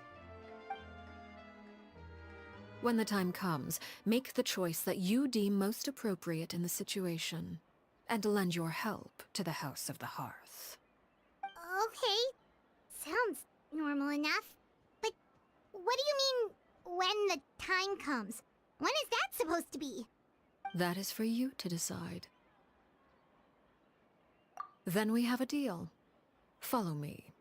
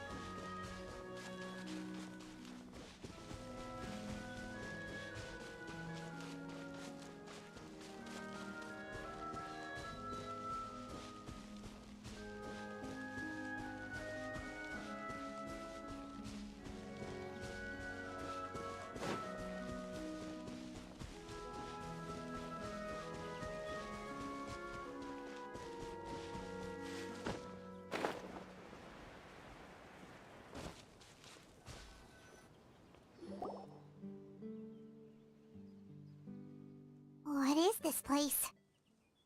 Somewhere long forgotten by everyone. It used to be a grand building. Now it's nothing more than a pile of rubble. No one comes here anymore, nor does anyone care about what once happened here. Although, this place does have something to do with the story I'm about to tell you. It was before I became a Harbinger, and before Linny and the others joined the House of the Hearth. Due to certain events, I first killed Clairvy and then her mother. And this is where it all happened. You were the one that killed Clairvy? Patience now. Allow me to explain Clairvy's side of the story first. I'll start from the beginning. Clairvy was 6 years old when she was brought by her mother, Crucibina, to live in the House of the Hearth. From the outside, it seemed like a fairy tale. A thriving family made up of kind adults and friendly children. Crucibina was the knave at that time, and the House of the Hearth was under her control. She was Clairvy's mother by blood, but she was also the mother to all the children in the house. Clairvy was happy here, for a time. But she quickly realized that being part of this family wasn't a fairy tale at all. It was a kind of purgatory. Purgatory? Exactly. The House of the Hearth takes in war orphans from all over Teyvat. But as for how to raise them, that depends entirely on the person in charge. Crucibina came up with a novel idea. She would teach the children to fight, force them to duel each other, and then crown as the king of the house the child who proved themselves most worthy of inheriting her title. It's difficult to estimate the number of children who died or were maimed in the process. There's little I can say about the ones who died. The ones that emerged with permanent injuries, on the other hand, well, they still served a purpose.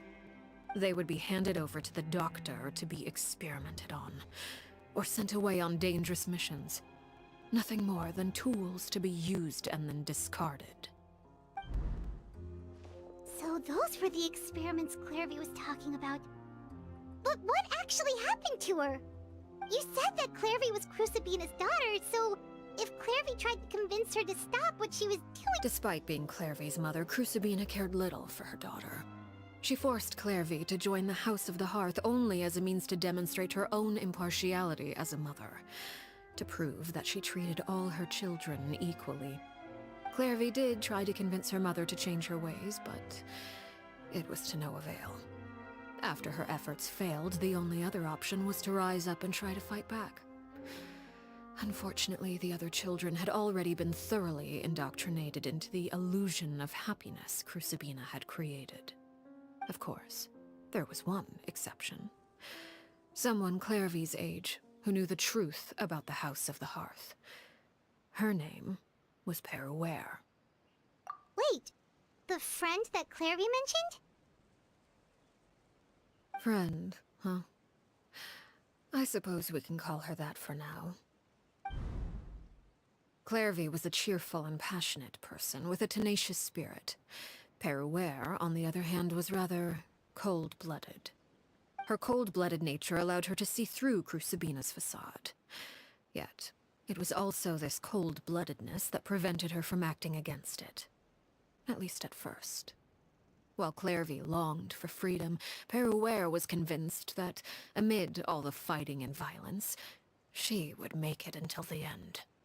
Despite their differences, the two became fast friends, united by their knowledge of the truth. Clairvy told Peruere that she hoped to create a real family, where no one would be killed or sacrificed. There may have been a certain naivete to her ideas, but Clairvy proved her determination many times over. She tried countless times to run away, ask for help, or expose the truth. But her efforts only earned her beating after beating. The only thing that kept her going was her strength of will. Even with her body racked with pain, she would still stand on her tiptoes and open the window at night. She and Peruere would look out at the moon together, a fierce longing for freedom shining in her eyes. But one day that light simply vanished. Oh no. What happened? Her hopelessness resulted from a culmination of things. 10 years had passed. 10 years worth of failure after failure. She and Peruere weren't children anymore, but finding any chance to escape still seemed as hopeless as ever. It was during this time that Peruere suggested a new plan. If escaping was out of the question, why not take down the very person sitting on top of this throne of lies? Mother herself. Clairvy rejected that proposal.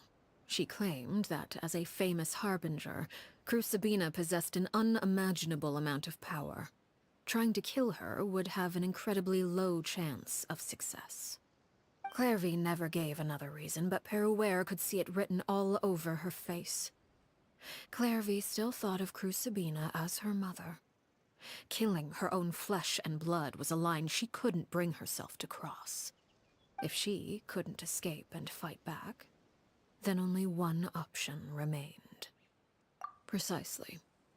Death was the only way that she felt she could be free. It happened during a duel. When she arrived at the dueling ring that day, her partner turned out to be none other than Peruere. The very person that had stood by her side all those years. It was a fierce battle. But ultimately, Clairvy decided to let Peruere end her life. From that moment on, Peruere's journey was one written in flames. When the rain finally came and washed it all away, there she stood, the sole victor in Mother's endless game of slaughter. a trail of corpses strewn across her path to success. It was the very result she had predicted 10 years prior. Even then, she believed she would make it until the end. She wasn't surprised by the fact that she emerged as Mother's undisputed heir. Rather, her success left her with an inexplicable sense of restlessness. She was unsettled. And there was only one thing that could quell that sensation. Perhaps you two would like to take a guess as to what it was? Crucibina, you mean? But... Correct. This is the place where Peruere killed her best friend. A mere year later, this is also the place where she fought tooth and nail to kill the mother they shared. The moment she acted, any conception of what was right or wrong ceased to matter. It's one of the principles of the house. Only those who survive get to write the rules. Peruere won the battle, and became a harbinger herself. After which Her Majesty, the Tsaritsa, bestowed upon her a new name. Arlecchino. So the Perry Clairvy was talking about... It was you all along. You're Peruere. Arlecchino is just a name you got later. I left that name behind long ago. I must say, hearing it now does bring back memories. After I defeated Crucibina, the moniker of Mother died with her. I chose to forego the title she called herself, and even chose to give up my own name. I rebuilt the House of the Hearth under a new identity. Not only as Arlecchino, but as father. And that is where the story ends. Yeah. Based on what you just told us, Clairvy wasn't a little kid when she was killed. So the Clairvy we met... Was she really a spirit at all? I suppose you could call her an illusion born of flame. Her existence is like ashes to a fire. Something left over in the wake of blaze and ruin. You see, a certain power runs through my veins. It's not unlike a curse. My flames leave behind shadows of anything they consume. Of course, the chances of those shadows morphing into a sentient entity are exceedingly slim. Clairvy is a very special case. Clairvy died when she was 16 years old. But what emerged from the flames was her 6-year-old self. Her appearance wasn't the only thing affected. Most of her memories were lost to the blaze as well. Memory is a mysterious thing indeed. Losing a portion of your memories will alter your sense of self. Lose 10 years' worth, however, and it would be like living in the past. Like returning to a version of yourself that never grew up. No wonder Paimon got such a weird feeling when we were talking to her. Perhaps I should put it this way. Clairvy is someone trapped in time. It may seem like she exists with us in the present, but she truly lives in the confines of her own past. So if all of that is true, then you must have known about Clairvy for a long time. Indeed. She's a rather volatile and unstable entity. Sometimes she would look after the children. She's even saved some of their lives. But other times, she would hide from me and become obsessed with revealing the truth about the house to anyone who will listen. Shadows don't have the capacity to learn or grow. Any new information they encounter is quickly forgotten over time. Your attempts to expose Clairvy to sunlight. They failed, yes. The reason is actually quite simple. In Clairvy's mind, the house is impossible to escape, and it is this very perception that traps her there. But no matter. All I have to do is kill her again, and all will be resolved. I don't anticipate so much as a single speck of ash will be left behind this time. Wait! Paimon can understand what you might want her gone, but isn't there another way? So what if she's trapped in her 6-year-old self? She's still your friend! At least talk to her first! It's too late for that. She broke the rules, and now she must be punished. That goes for Filial and Nantoy as well. She's had quite the effect on them. I hope you understand. The difference between Crucibina and myself lies in our formulation of the rules, not our policy for enforcing them. Upholding the rules without question is a trait we both share, because that is how a household should be run. Is this really what you want to do? Whatever could you mean? Don't you want to say a proper goodbye at least?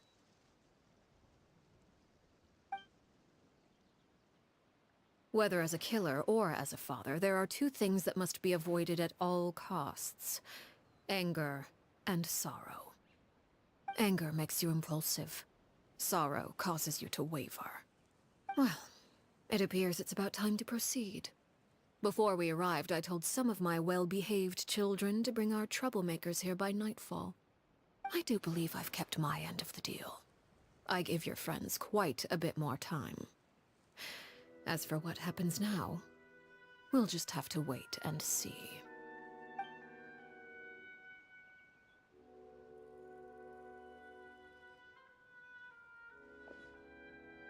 Here they are, Father. You gonna execute him? Seeing something like that would actually be a first for me. Lenny! I'm sorry. I heard about how you helped buy us more time. But I still failed. I couldn't find a way to fulfill her wish. Huh? Are you... Perry? Indeed, it's been a while, Clairvy. Perry! Shh, stay right there. I'm sorry to postpone our reunion, but first I believe certain scores need settling.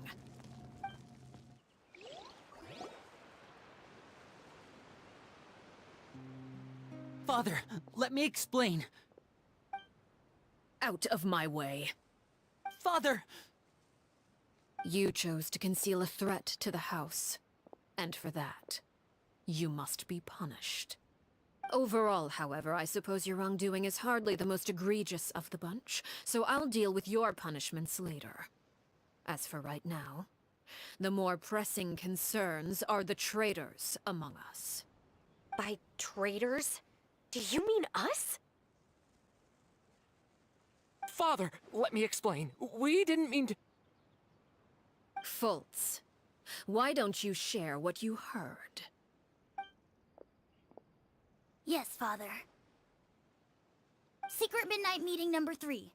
Participants: Filial, Nantoy, Sato, Toddy. Nantoy clearly said, "If only Father wasn't the one who took us in."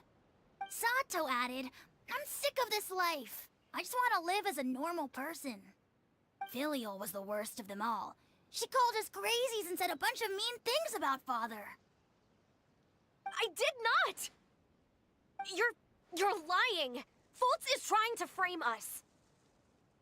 It's not like I'm the only one who heard those things. After that, you and Toddy and a bunch of other people started talking about Clairvy. You were using all those things Clairvy brought up as an excuse to question Father. We're birds locked in a cage. The only way out is to destroy it. That's what you said, wasn't it? You little... You just want me gone, don't you? What did I ever do to you, huh? And you, Sheplo, have you forgotten who stood by your sickbed, watched over you, and changed your dressings? Come on, let's hear it then. What's your reason for all this?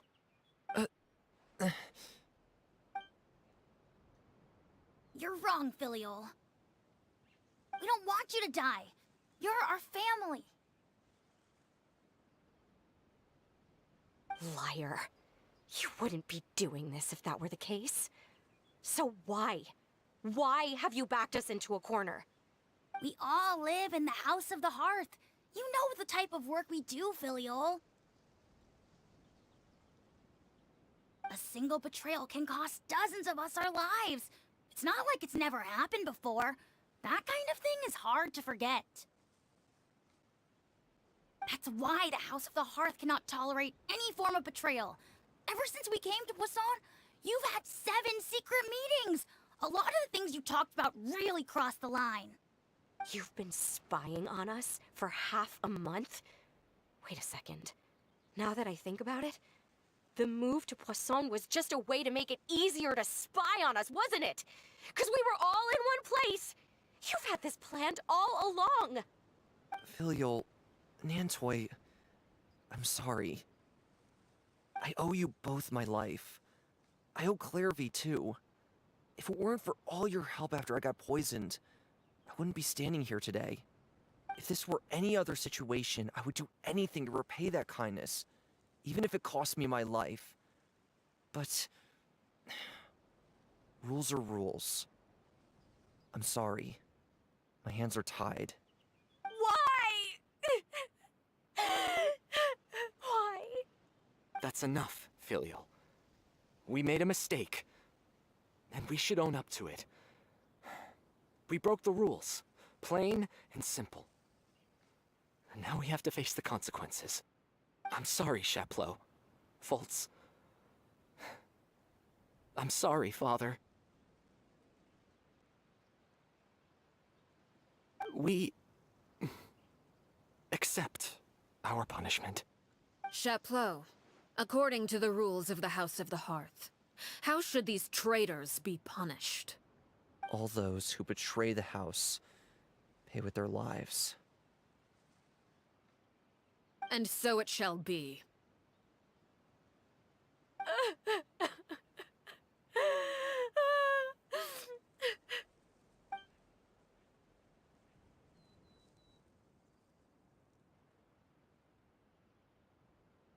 Father, please wait!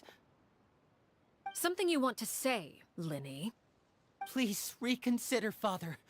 What Filial and the others did, does it really count as betrayal? We all come from broken families. From the very first day we joined the House of the Hearth, we wanted nothing more than to make it a real home. But the truth is, none of us know what a real home should look like. I'm not saying I have all the answers. All I know is this. Killing Filial and the others may uphold the rules, but doing so will only bring us further away from being a real family than we've ever been. So please, Father, please, reconsider. I agree with Linny. Father, please. Linny, you...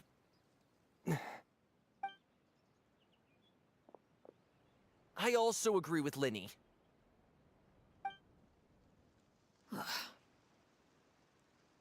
An order once given cannot be rescinded. However, given the extent of your determination, I suppose we shall have to go about this a different way. Draw your weapons and face me. Our weapons? Father, are you referring to a duel? Precisely. The rules of the House will not be altered. Traitors must be punished. However, resolving disputes with a duel is also one of our rules, one that also applies to me. Demonstrate a sufficient showing of strength, and I shall offer a concession. Wait. Beat Father in a duel? Impossible. Father is way too strong, even for Linny.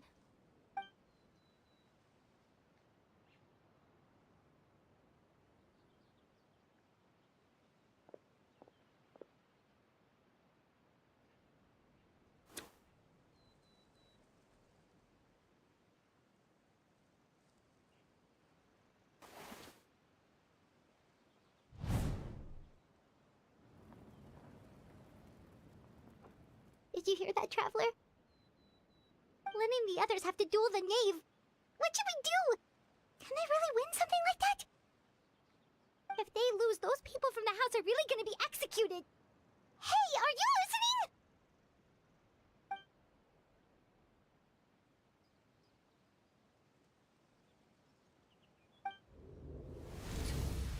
Don't you want to say a proper goodbye at least?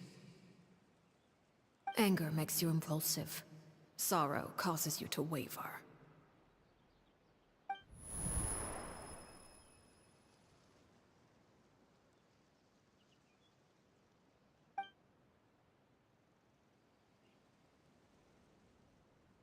Oh.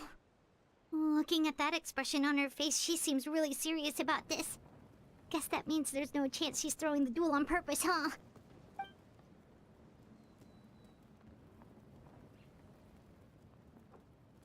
When guests are around, families are often on their best behavior.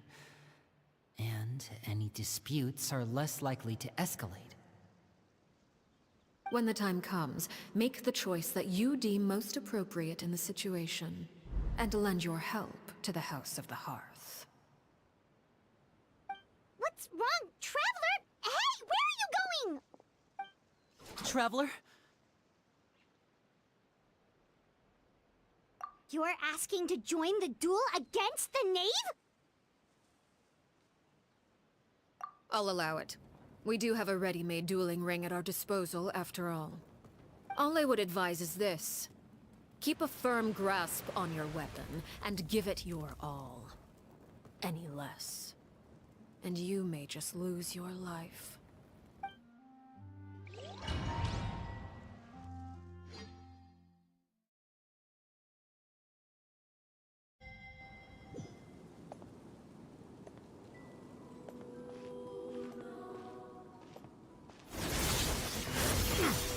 Silence!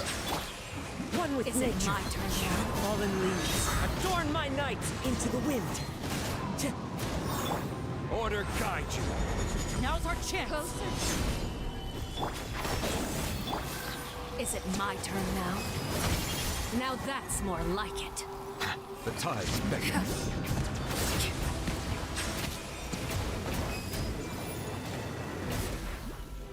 With the fall of darkness, destruction shall rise.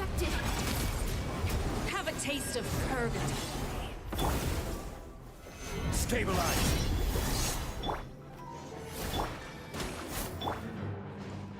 The wind knows it. I'll uproot you! Try to pace yourself.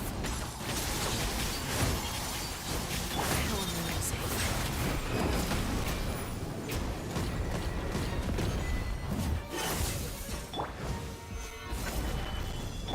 One with the force. One with nature. Cloud, now's our chance. Not bad. You've proven to be a worthy opponent after all. Mighty be humbled.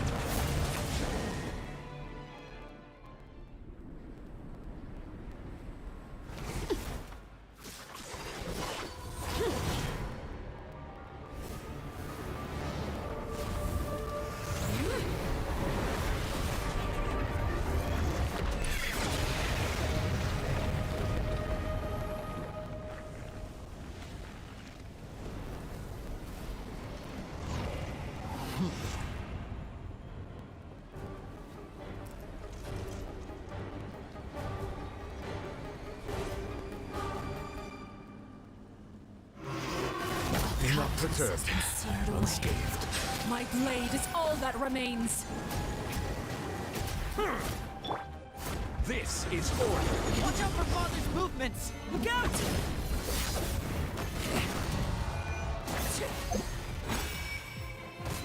Solidify. The wind knows. Can't see? I hear everything! Now's our chance! Over here! Suntown is only the beginning.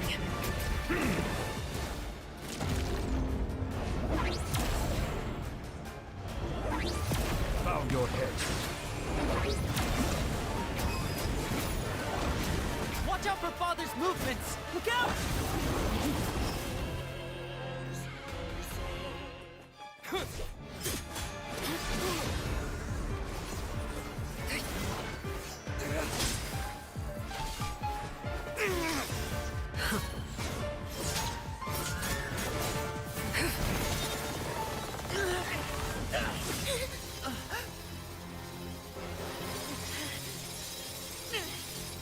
You should know better than to crowd in one place.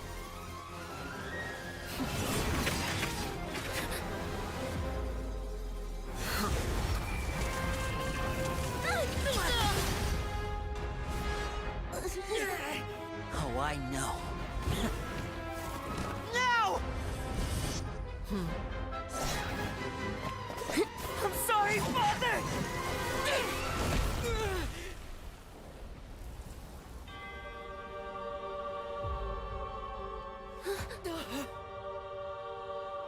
Sorry for what? This pitiful excuse for an attack.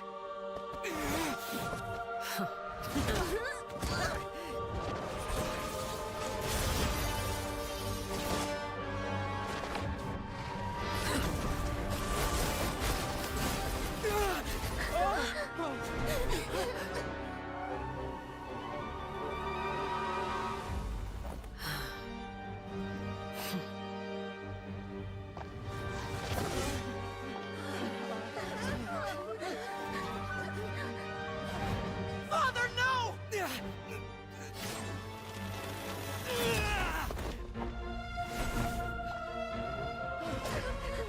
Made it out, did you? You're stronger than I expected.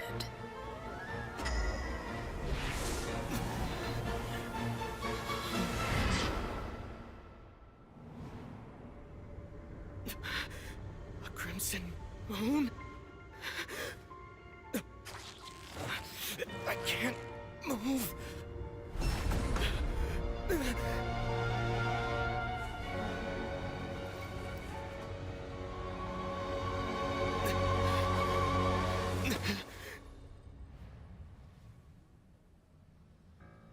Still, not strong enough to beat me.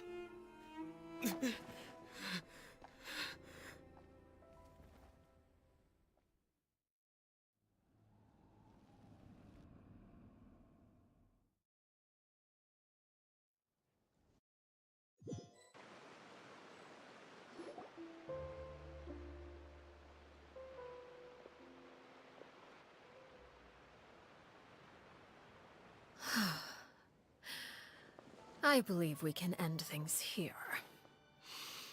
It's not often that we get to enjoy the company of guests, after all. We wouldn't want things to get too out of hand. Brother, are you all right? Lenny. Given that I am the victor of this duel, as agreed, the punishment stands. No! I never thought things would end like this. However, everyone involved in the duel demonstrated a remarkable level of strength and determination. In light of this, I'm prepared to change the method of execution. Elwar, the bottled flames I gave you for safekeeping. Do you still have them? Yes? I wasn't sure what they were for, but I've kept them super safe. I didn't lose a single one.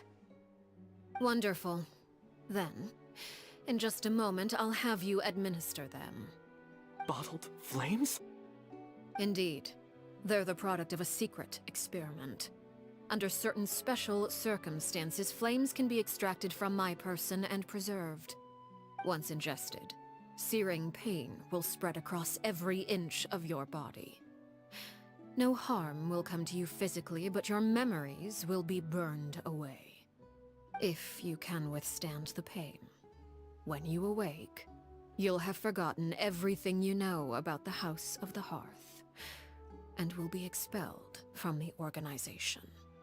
In other words, administering this concoction will kill the version of you that grew up in the house, and give you a new identity.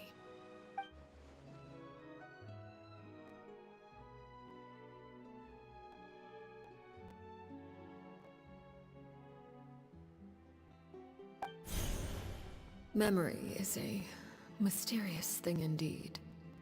Losing a portion of your memories will alter your sense of self.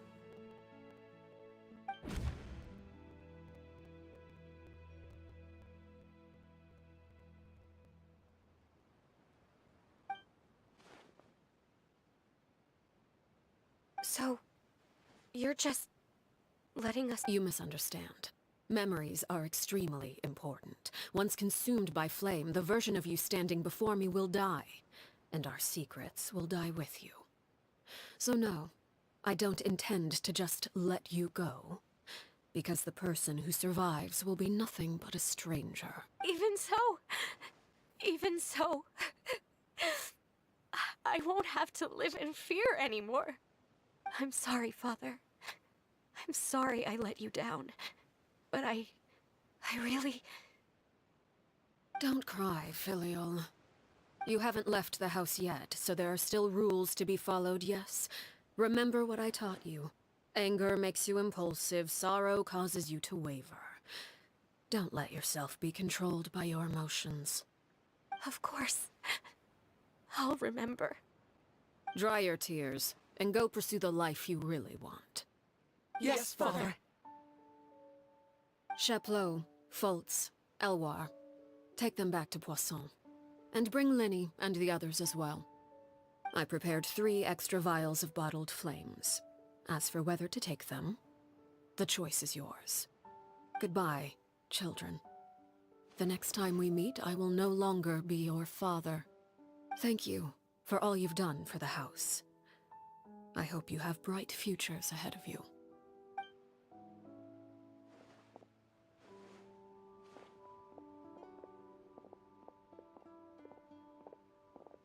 Father.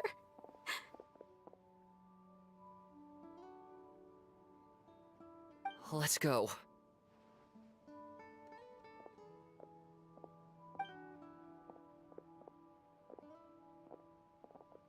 Here, grab my arm, Linny.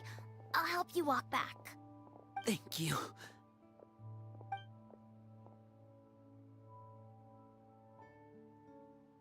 Clairvy.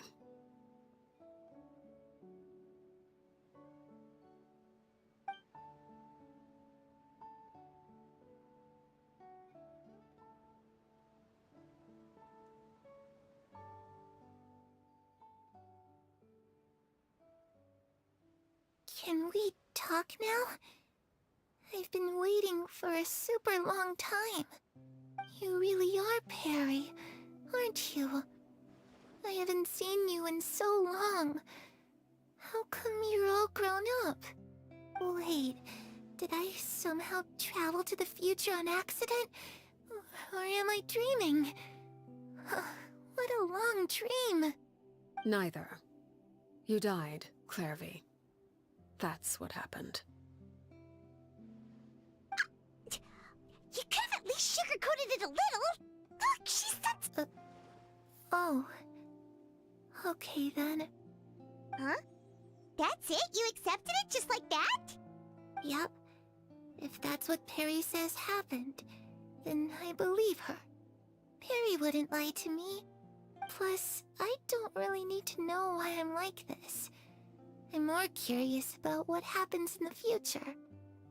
If you're a Harbinger now, Perry, that means Mother is gone, isn't she? Can you tell me about it? I want to know what happened to her. And to me. You never stopped trying to defy fate. At first, no one believed you. You could only vent your frustrations to the moon. In fact, you often sought comfort in the night sky. You wanted to see the aurora, so one night we promised each other we would go to Snezhnaya to see it together. Later on, you tried to run away, but you were brought back each time. Mother spared your life, but it wasn't out of kindness. Instead, she decided to make an example of you by slowly torturing you over time. That way, the other children would know what happens to traitors. Still, you never gave up. Mother hoped that through ruthless duel after ruthless duel, she would be able to crown an ultimate victor among the children she raised. But you called on everyone to unite, to fight to a draw in order to reduce casualties. Your efforts may have only delayed the inevitable, but still. You gave them hope. You tried everything you could think of, but every attempt ended in failure. Still, you never turned your sword on Crucibina, and you never turned it on me. On that gloomy day, you told me. For the last 16 years of my life, I've done everything I can to fight for freedom. But now, I realize that the only freedom I truly possess is the freedom to choose to die. I never imagined I would say something like that. I must have been feeling really worn down. But somehow, I still think I understand. According to Mother's plan, only one of us was going to make it until the end. And I always hoped that person would be you. If I could do it all over again, I still don't think I would make a different choice. Even when I first met you, I knew you'd be able to do what I couldn't. Is that so? Even now, I'm not sure I truly understand what kind of freedom you were trying to pursue. But as the head of the House of the Hearth, and as the children's father, I've tried to give them the most basic of freedoms. The freedom to choose their own fate. It's something I discussed with the Iudex of Fontaine. The children who want to leave the house will have their memories wiped clean of all secrets pertaining to the organization. In return, they will be allowed to live a normal life in Fontaine without being prosecuted for their past. Of course, I won't simply hand freedom to them on a silver platter. They have to fight for it and prove themselves worthy of it. Only freedom that is earned has true value. That's more than enough.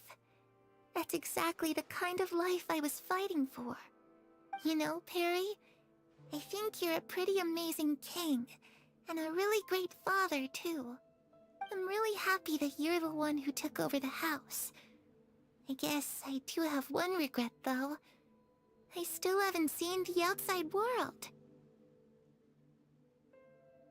Well, it just so happens that our dear guests over here have been to many nations and traveled to countless places. Perhaps they would be willing to tell you what the outside world is like. Really? Of course! We've traveled all over the place. We've got so many stories, we could probably talk your ears off for 3 days straight!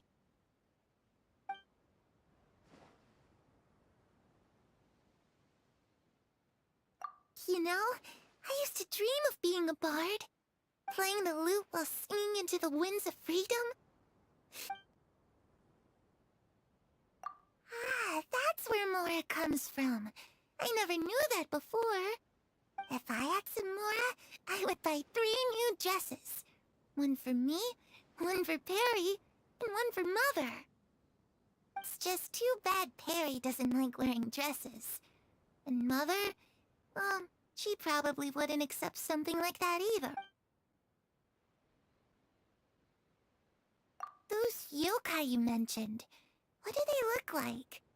I once saw a drawing of this one guy with horns on his head and a super scary face. Are there any yokai like that? Oh, sounds like you're talking about an Oni. Yep, we've met one, and let Paimon tell you, they're not nearly as... I was always too afraid to skip Mother's fighting lessons. But at the academia, I bet you could do all sorts of secret things in class. I'm just kidding. Being able to study whatever you want without having to fear for your life.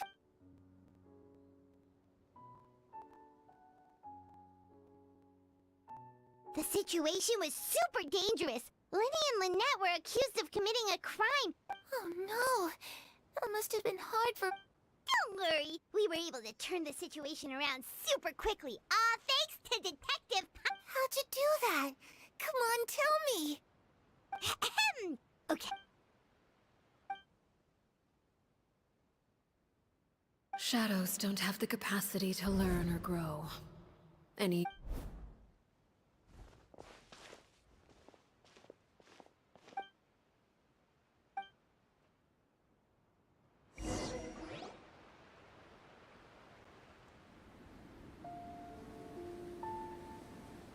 Clairvy, you've worked tirelessly from the shadows to overthrow the House of the Hearth.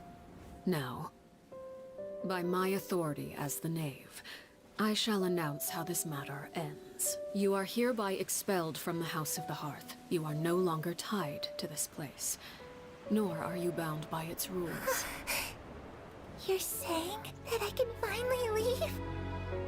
I get to experience the outside world as well? Huh? Oh, I almost forgot. There's no getting older for me. Still, seeing who you grew up to be makes me really happy, Parallel. Take care of yourself. Goodbye. May we meet again someday.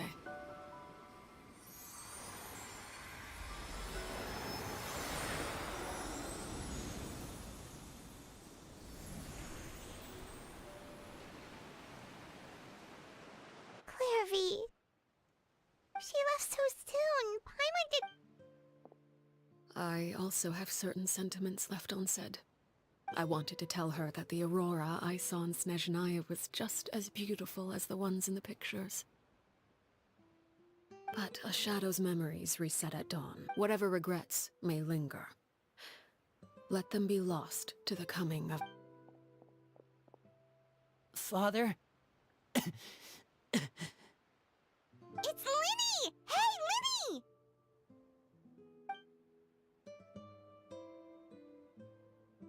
What is he doing back here? Let's go check it out.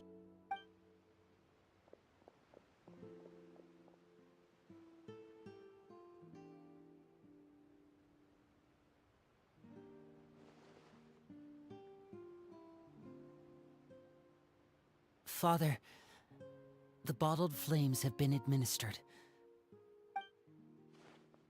And you? What have you just... Thank you for giving us that choice, Father. But we never wanted to leave the house. Lynette and Fremine feel the same way. I'm sure you're well aware of the expectations I have for you, I must admit. I just... You're brave. You would do anything to...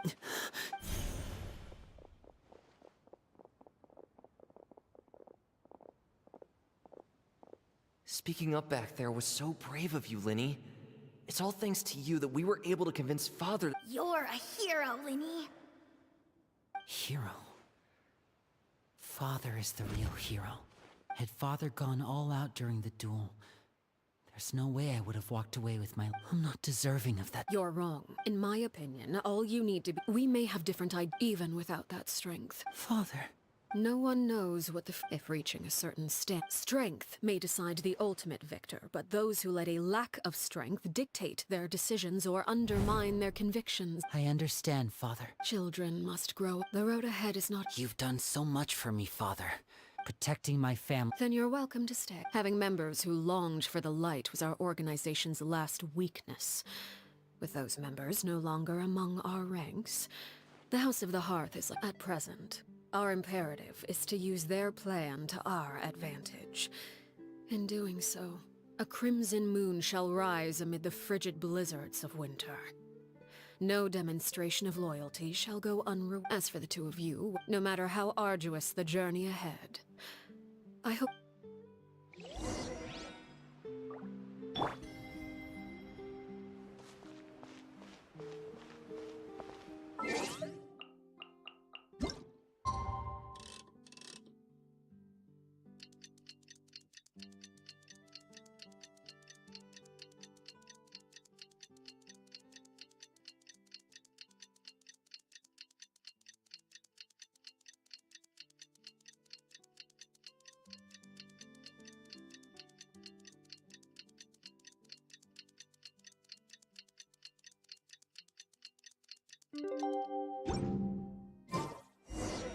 Didn't Linny say that...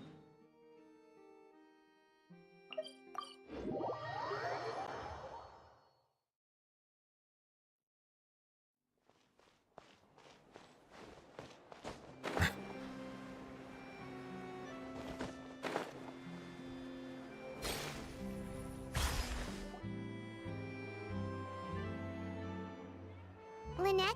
Fremine? How are you feeling? Much better. What What about you? I knew you'd come. Oh, Linny and the other members have left. I see. I'm glad Father came to... Wait, what? Crucibina.